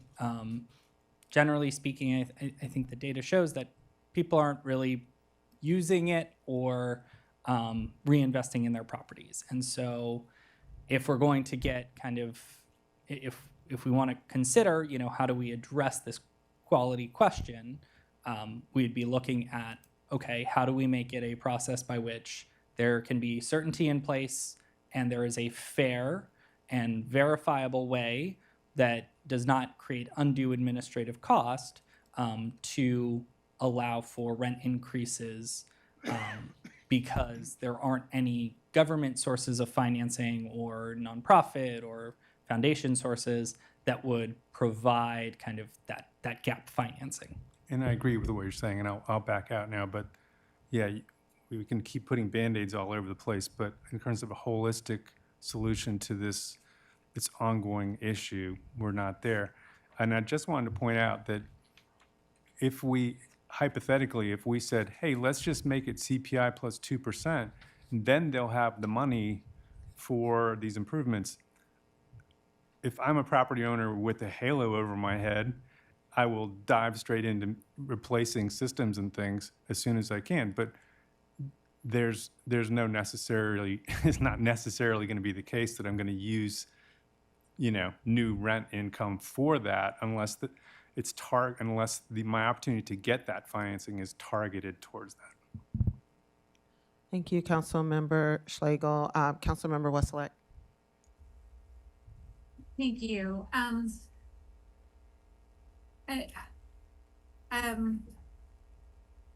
trying again to kind of focus in on what we're working on, because respectfully, I feel like some of the questions that, or the way it's being framed by Councilmember Schlegel, Councilmember Lamb, seem like the questions about why we're doing this entire review at all. It is this big amorphous kind of thing that you could tweak this or could tweak that. I feel like that's how we've always talked about this. And we're trying to say, here's some specifics that we want to know if we tweak it a little this way or a little that way or keep it the same, what it might do to the whole. And because to discuss and answer the question of the whole thing, I mean, that's what we've been working on. That's been years of discussions of prior councils and us. I was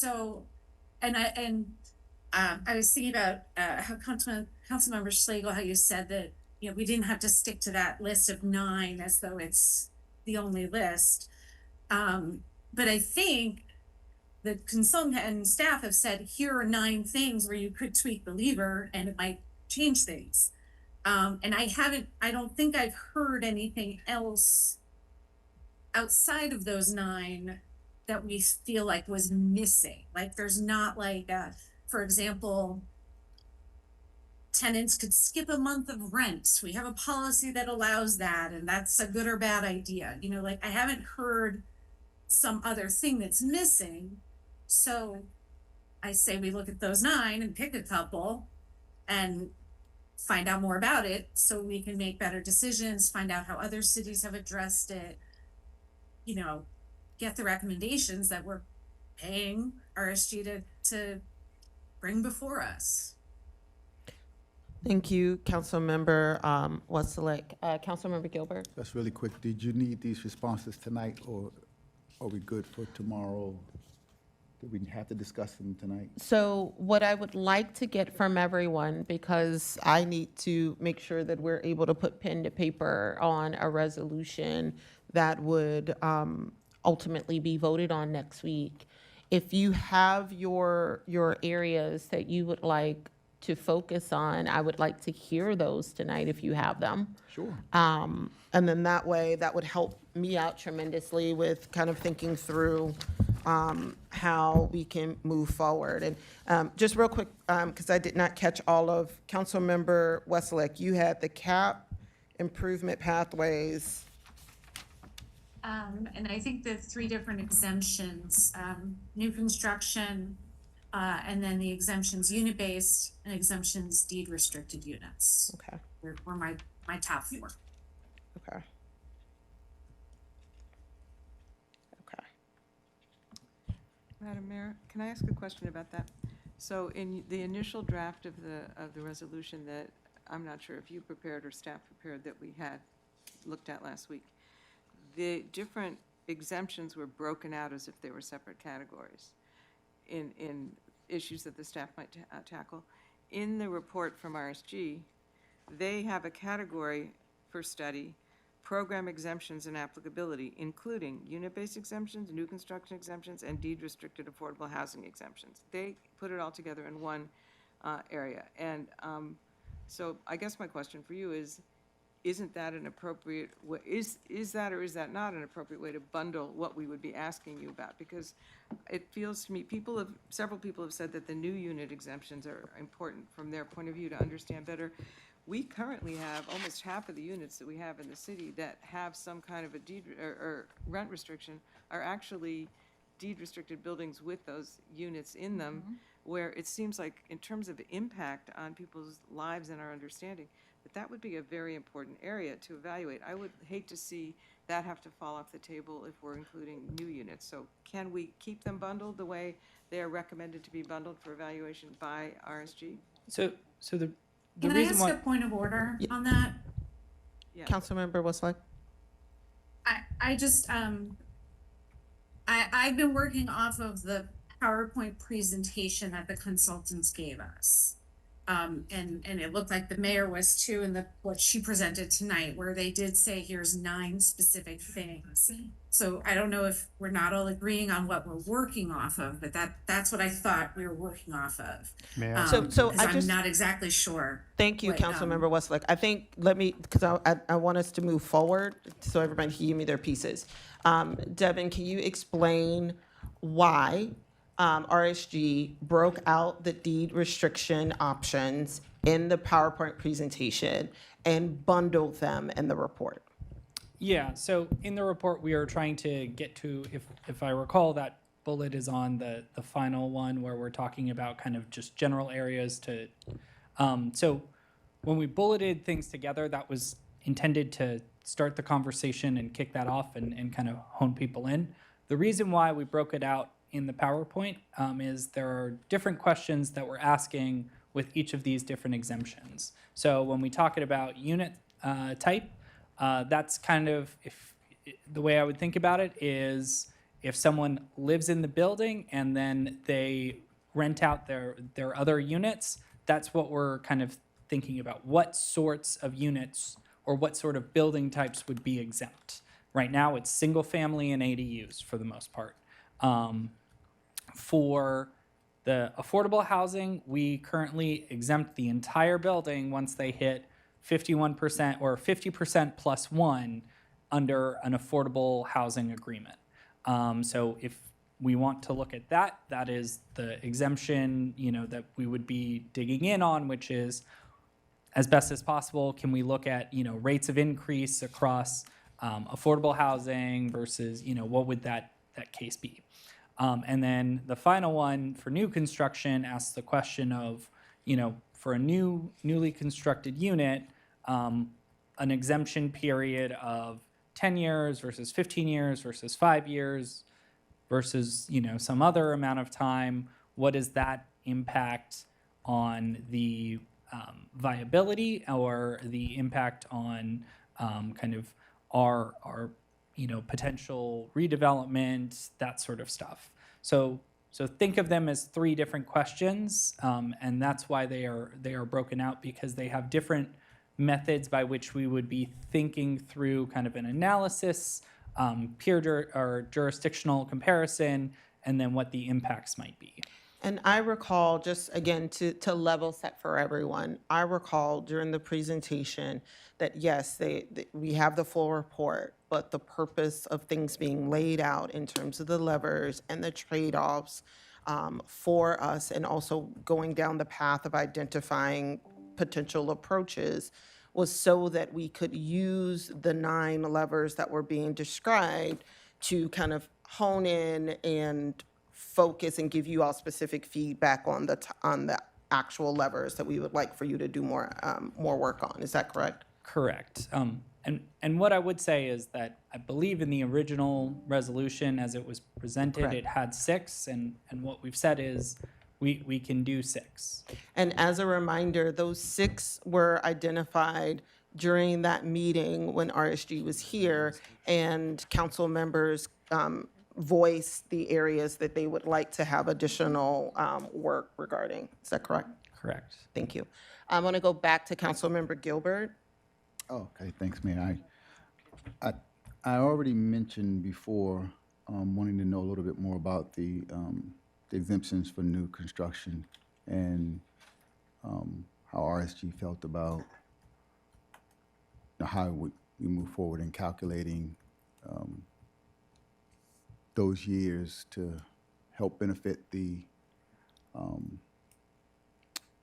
developers and keeping up with their long-term costs. So exemptions and new construction is one. Exemptions indeed restricted is another.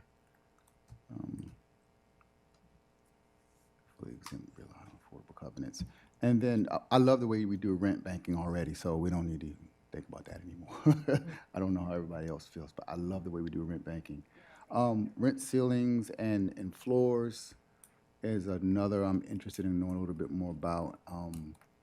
That idea that increases could go as high as 7%. I don't remember ever having to pay an increase that high, but I'd be mortified if I needed to. So being able to have a ceiling on that would be great, and I'd love to know more about that, rent ceilings and floors. Those are my three.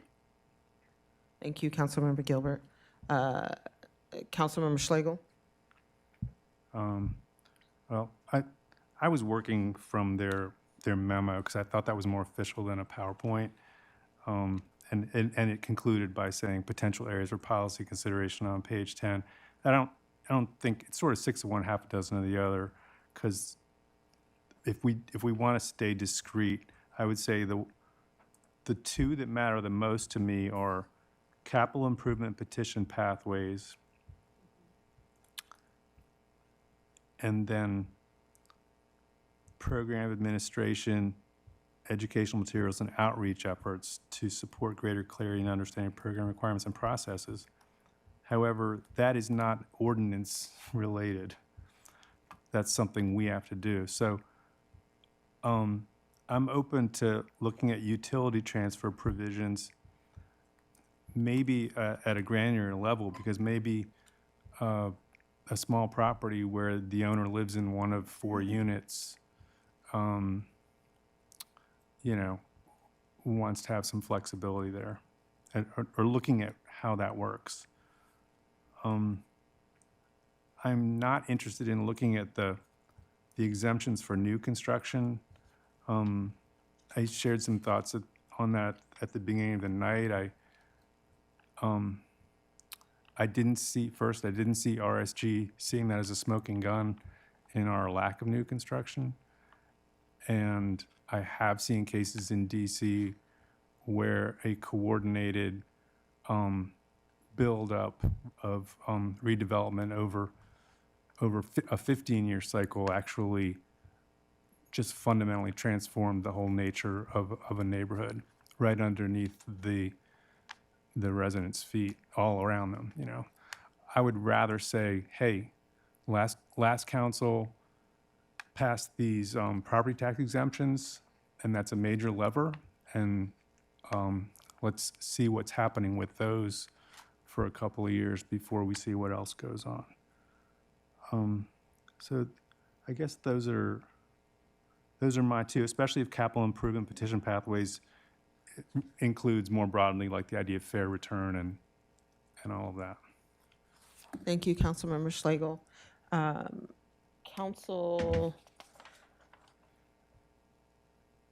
Just so that everyone is aware, Councilmember Landman shared some edits.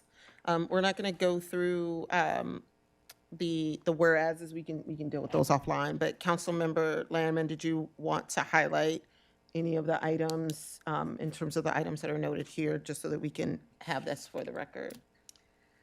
So I bundled, if I can use that term, deed restricted and affordable housing units and newly constructed units in one area for further study, because you seem to have a strong preference for having fewer areas for further study to enable you to focus your efforts. So, and I also bundled utility transfer provisions and capital improvement petition pathways in one in this draft resolution, because that was the approach that had been taken by RSG in the principal report, if not in their PowerPoint. And so since you've said up to 6, I am relatively neutral as to whether they are broken back out again to, that would then be 5 or 6 rather than 3 areas for you to focus on if the resolution were revised in that way. But the areas that I want to see us cover are encompassed in the 3 that are listed in the draft resolution that I shared with the council several days ago. And they do cover the things that we've been talking about. And again, because I was unclear when I drafted this where fair return implementation details went, whether it was in administration or the pathways, based on your description tonight, you have done a good job in explaining to me how you differentiate between general program administration and the petition process. So I would, at this point, I would suggest deleting the parenthetical in number 2 of my list of things, because it is program administration, education, outreach that you think belong together, but that it is separate from fair housing petitions. So that's not my long answer, which says 5 or 6 items, and I'm indifferent as to whether they're bunched or is it like stacked or bundled or deconstructed. Sorry, Councilmember Lehman, just a quick question. When I said a minute ago that I didn't think program administration was really an ordinance issue, I'm probably stupidly overlooking major sections of the ordinance. So I do favor that idea of reviewing elements of the ordinance that can relate to how information is put out and administered and things like that. May I just make one other, sorry, I know I'm taking a lot of time and I apologize, but this is so important. We have these other areas that we're working on, like the tenant protections area. Ooh, soccer. You want to give us? No, sorry. I want to know, though. Are we winning? Did we win the game? Finish your Okay, but so. 11-16 people. So the issue, the tenant protections bundle that the staff is also in the middle of working on. One of the key factors that was mentioned by RSG is the troubled buildings approach that Montgomery County has so successfully implemented to reduce the number of buildings out of compliance. And somehow or other, we've gotten to, even though the quality is a huge issue here, that we are pointing to rent stabilization as a factor in, that is, I think we need to somehow or other address how that tenant protection package of reforms relates to that element of this, of the rent stabilization package, because they're so related, and people have not wanted to talk about it because it's a work in progress and we're not quite over the, but can you just address how what's going on for the people who may be still awake at home, and how you see that relating to this? Yeah. Otherwise, I would want to see it on the list of things. I mean, if we Yeah, we I need to mean, make sure it's that we happening. tried to allude to that in the third whereas clause, that there's other work that is happening. I mean, go right ahead, Director McNally, and answer, but I'm really trying to keep us focused on the task at hand. And so if there's a desire for us to talk more about what's happening, I believe the tenant protections will be on a council agenda, upcoming agenda eventually. I don't know, my brain isn't working. It is referred to in the revised draft, tenant protections, but not in the original draft. No, I'm looking at the original, and I think the revised. Yeah, that was there. Yeah, Yep. so I'll Go be ahead. very brief. Troubled properties is part of that package, along with a whole bunch of other stuff. It is now on my desk, and I have to get final sign off before I send it over to the city attorney's office. So at the moment, I'm the holdup. Paloma's done a really good job shepherding that through. And so we're hoping to have it in the city attorney's hands very, very soon. Thank you. And so in the original version, we tried to acknowledge that there is, in that third whereas, that there is a lot of work that's happening to make sure that we're able to address the evolving housing needs of our residents. So I will go through my list, and then I am in favor of course, looking at the capital improvement pathways. I've heard from a number of particularly our smaller landlords, that the fair return process is difficult for them. And so what does that mean for them in terms of making sure they're able to get the access to the resources that they need to make the necessary building improvements? I am in support of the rent ceilings and floors. The more I think through it, the more I think that it could be really beneficial for both parties, where you can give tenants some comfort in knowing that their rents, regardless of what happens with the economy, their rents won't go over a certain amount. And then there is a possibility that there could be a minimal, maybe not zero, maybe it's 0.5%, I don't know. But like there's a guaranteed little bit of a floor for landlords that just kind of gives everyone some parameters that would help them also with being able to do the necessary predicting that they would need for financing. So I support the rent ceilings and floors. I am interested in looking at the unit-based exemptions. I get, and especially when we're talking about like our quads, owner occupied, or maybe there's an owner occupied and you have someone who has a unit. I've just heard from a lot of landlords who are residents, they live in the community, and just whether or not there is some flex we can give for those small owner occupied, no more than 2 units, something or other. And like, I'm making up the parameters because I'm hoping you all will come to me with some good examples of what to do. But I think that might help some of our smaller folks. For the deed restricted, I put this on there initially, and I would like to get your thoughts about it, because part of the reason I put it on here was to say, there's a lot of rules that's kind of confusing for folks, and they're not, tenants sometimes, kind of getting back to that point of, is it an education issue or is it a policy issue, right? Is it confusing because we're not clearly communicating, or is it confusing because it is just confusing? And so how can looking at exemptions for deed restrictions, especially when we know we have so many nonprofits, developers that have a large chunk of their buildings that are restricted based on state or county law, how could something like this be beneficial for me, for the tenant, not necessarily trying to give the landlord an out? And so that's kind of where I am. I don't know if you have any thoughts about that tonight, or just say, put it on the list and we'll come back to you with more I info. think, yeah, I would say put it on the list, because we would want to understand better kind of how would that change the model there. Our hope would be that like it wouldn't, and understanding it though would be a lot more helpful in helping you guys make a decision. Yeah, and again, that's one that I'm kind of like take it or leave it, but I do see it as a tenant understanding issue. And of course, I'm going to include the exemption for the new construction. I know correlation is not causation. I understand that. Studied it a very large chunk of my life.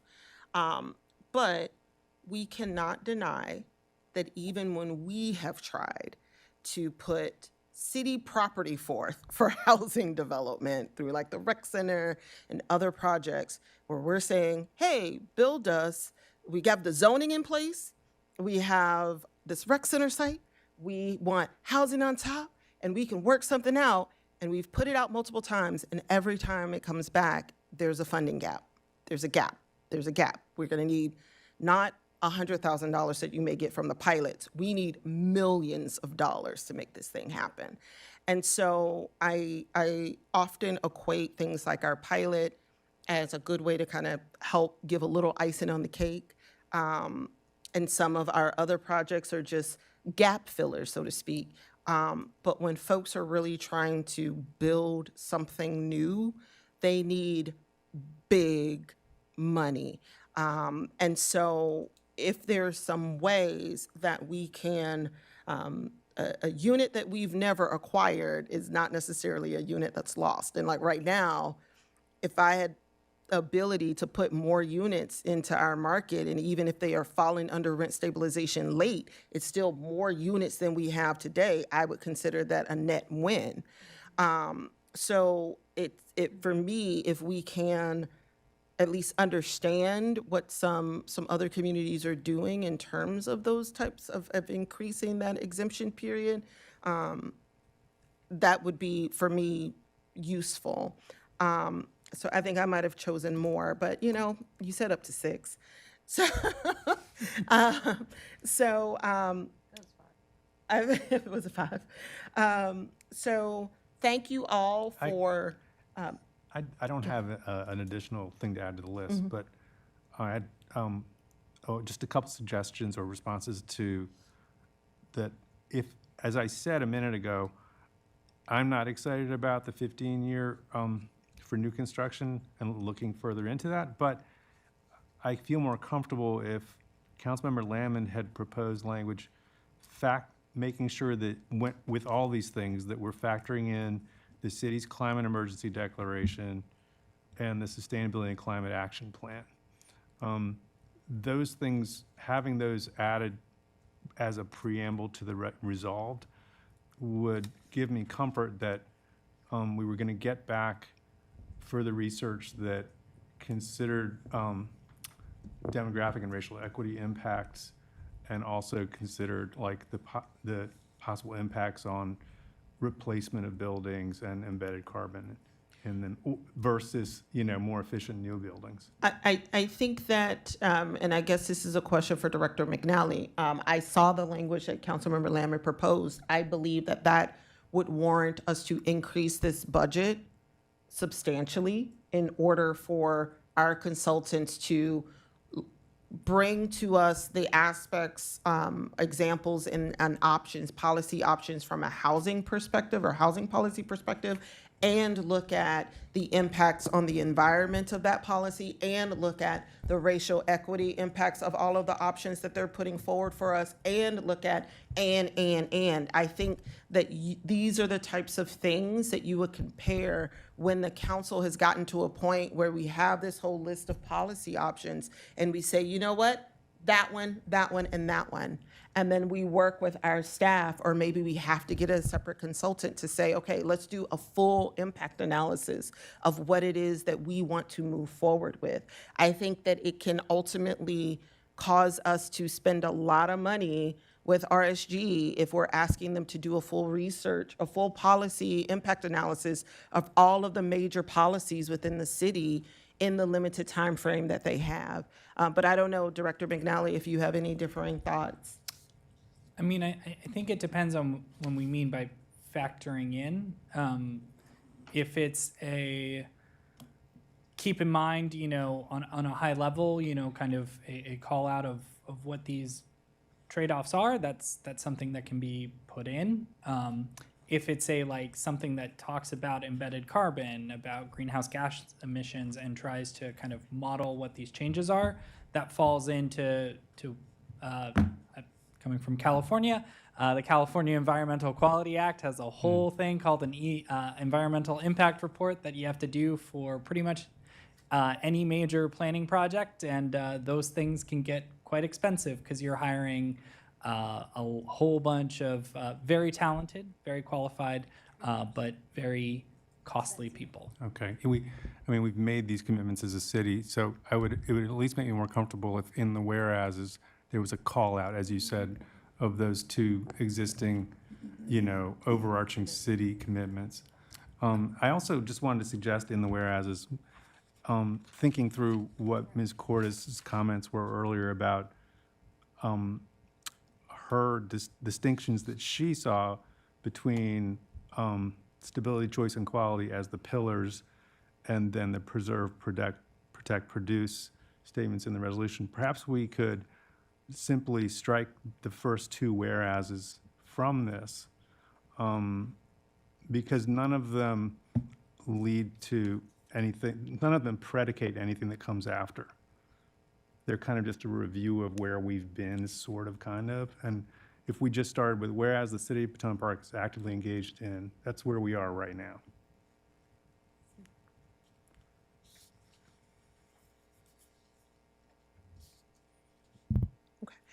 All right, any other comments? An Councilmember DeBala? An alternative would be to add in a whereas that talks about the strategic plan. Well, there is one There is about one. yeah, so add the three, in addition to the whereases you have, add the three. I don't like the idea of cutting the first two whereases, so I'm trying to think of an alternative, which would be to put the three pieces, the three goals from the from the strategic plan in that other whereas, and I can give you language. Thank you. Thank you. Okay. Seeing no more lights. We made it. All right. Last work session item, and I don't have to talk. The last item this evening is recommendations for appointments to city boards and committees. I'm going to turn things over to our Committee on Committees. Thank you, Mayor. I will try to breeze through this pretty quickly. I think there's just one matter we might want to discuss really quickly, but we'll get to it. The City Council Subcommittee that is responsible for reviewing boards, commissions, and committee appointments consist of myself, Councilmember Schlegel, Councilmember Honzak, and our Office of City Clerk, including Jesse Carpenter and Irma Navarrete. We met last on June 9th virtually. It was myself, Councilmember Honzak, and Ms. Navarrete. Councilmember Schlegel was not in attendance due to work constraints, but he did review our recommendations and responded in an email. And Councilmember Schlegel, feel free to jump in at any point you have something to add. The committee met to review applications that were submitted before on the deadline of June 8th, as well as reappointment requests from members of committees whose terms have expired. Prior to the June 8th deadline, a flyer was posted on the city website that called for volunteers for the various committees. The flyer was also sent to all council members, I think. I know I received it, and for dissemination to their constituents. The flyer was also noted which commissions had vacancies. They were posted in both Spanish and Amharic, as well as English. Overall, we received 31 applications, and I just want to verify with you, Jesse, that that was both new and reappointments, correct? Okay. The subcommittee was able to make 26 recommendations for appointments. 9 were new and 17 were reappointments. There were several applicants for whom we were not able to provide recommendations for appointments at this time, but we appreciate everybody who applied, everybody who's been serving, and to those who will be new to their committees. We had 15 vacancies. If council makes a recommended appointments, we will still have approximately 7 vacancies remaining. As has been the case during all of our meetings, emphasis has been placed on racial, ethnic, gender, age, and ward diversity. What that means is, with all things considered, and almost equal in regards to the application and qualifications, considerations will be given to diversity when selecting appointees. There was extra emphasis on ward diversity considerations for the Emergency Preparedness Committee due to the importance in having that information distributed evenly throughout the city. So, I mean, not that the other committees or commissions aren't important and we don't want to have the ward diversity, but we thought it important that we discuss this, and we sent something out to, an email out to Councilmember Weslick, because Ward 6, Ward 5, and Ward 4 are the least represented of the wards, and I know we discussed this before, doing some recruiting and more outreach moving forward, so that hopefully we can reach the goal of having ward diversity, at least for that commission. There were two requests from commissions to expand membership. Prior to our discussion, Emergency Preparedness rescinded their request. The second commission was Sustainable Maryland. They have 9 members now. Apparently, they feel that they're overworked. They need more boots on the ground. And so they're requesting to, I believe, go up to 12. Was it, Jesse? 11, I think. Okay, but they want to increase from 9 to 11. And should we approve the expansion, it will require the skip make some changes to the ordinance. So we can, I don't know if we want to toss that around tonight.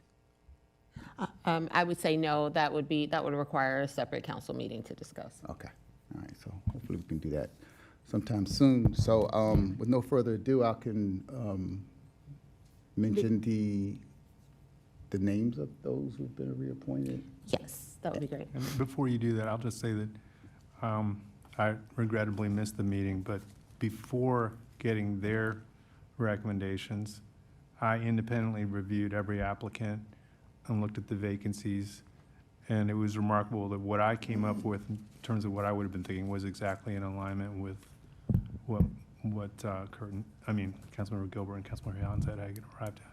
Great, thank you. Can we read? Before we get to the names, can I just say that on Monday night, the Sustainable Maryland team met with if we're in a training with the University of Maryland folks who run the Sustainable Maryland program, and this question of expansion came up. And one alternative that many other communities have, which I would like the Committee on Committees to consider, is associate members who are not voting members, but who are officially recognized somehow as being associate members for the purpose of a particular project. Apparently, a lot of the other green teams work that way.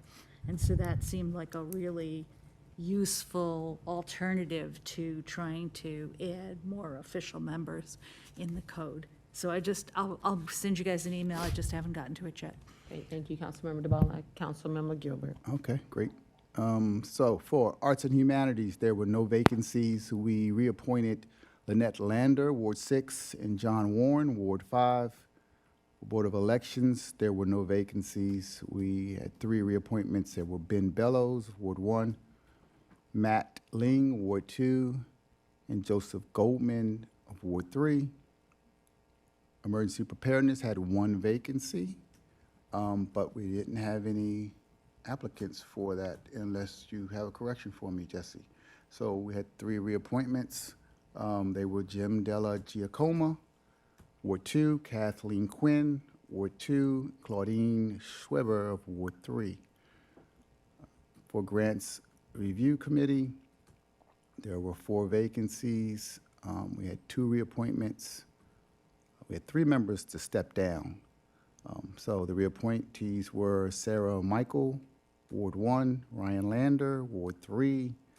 Our new appointees were Sharon Wolchik, Ward 1, Michelle Durango, and I didn't get their wards, Aileen Fabrega, and Nuhaman Michael.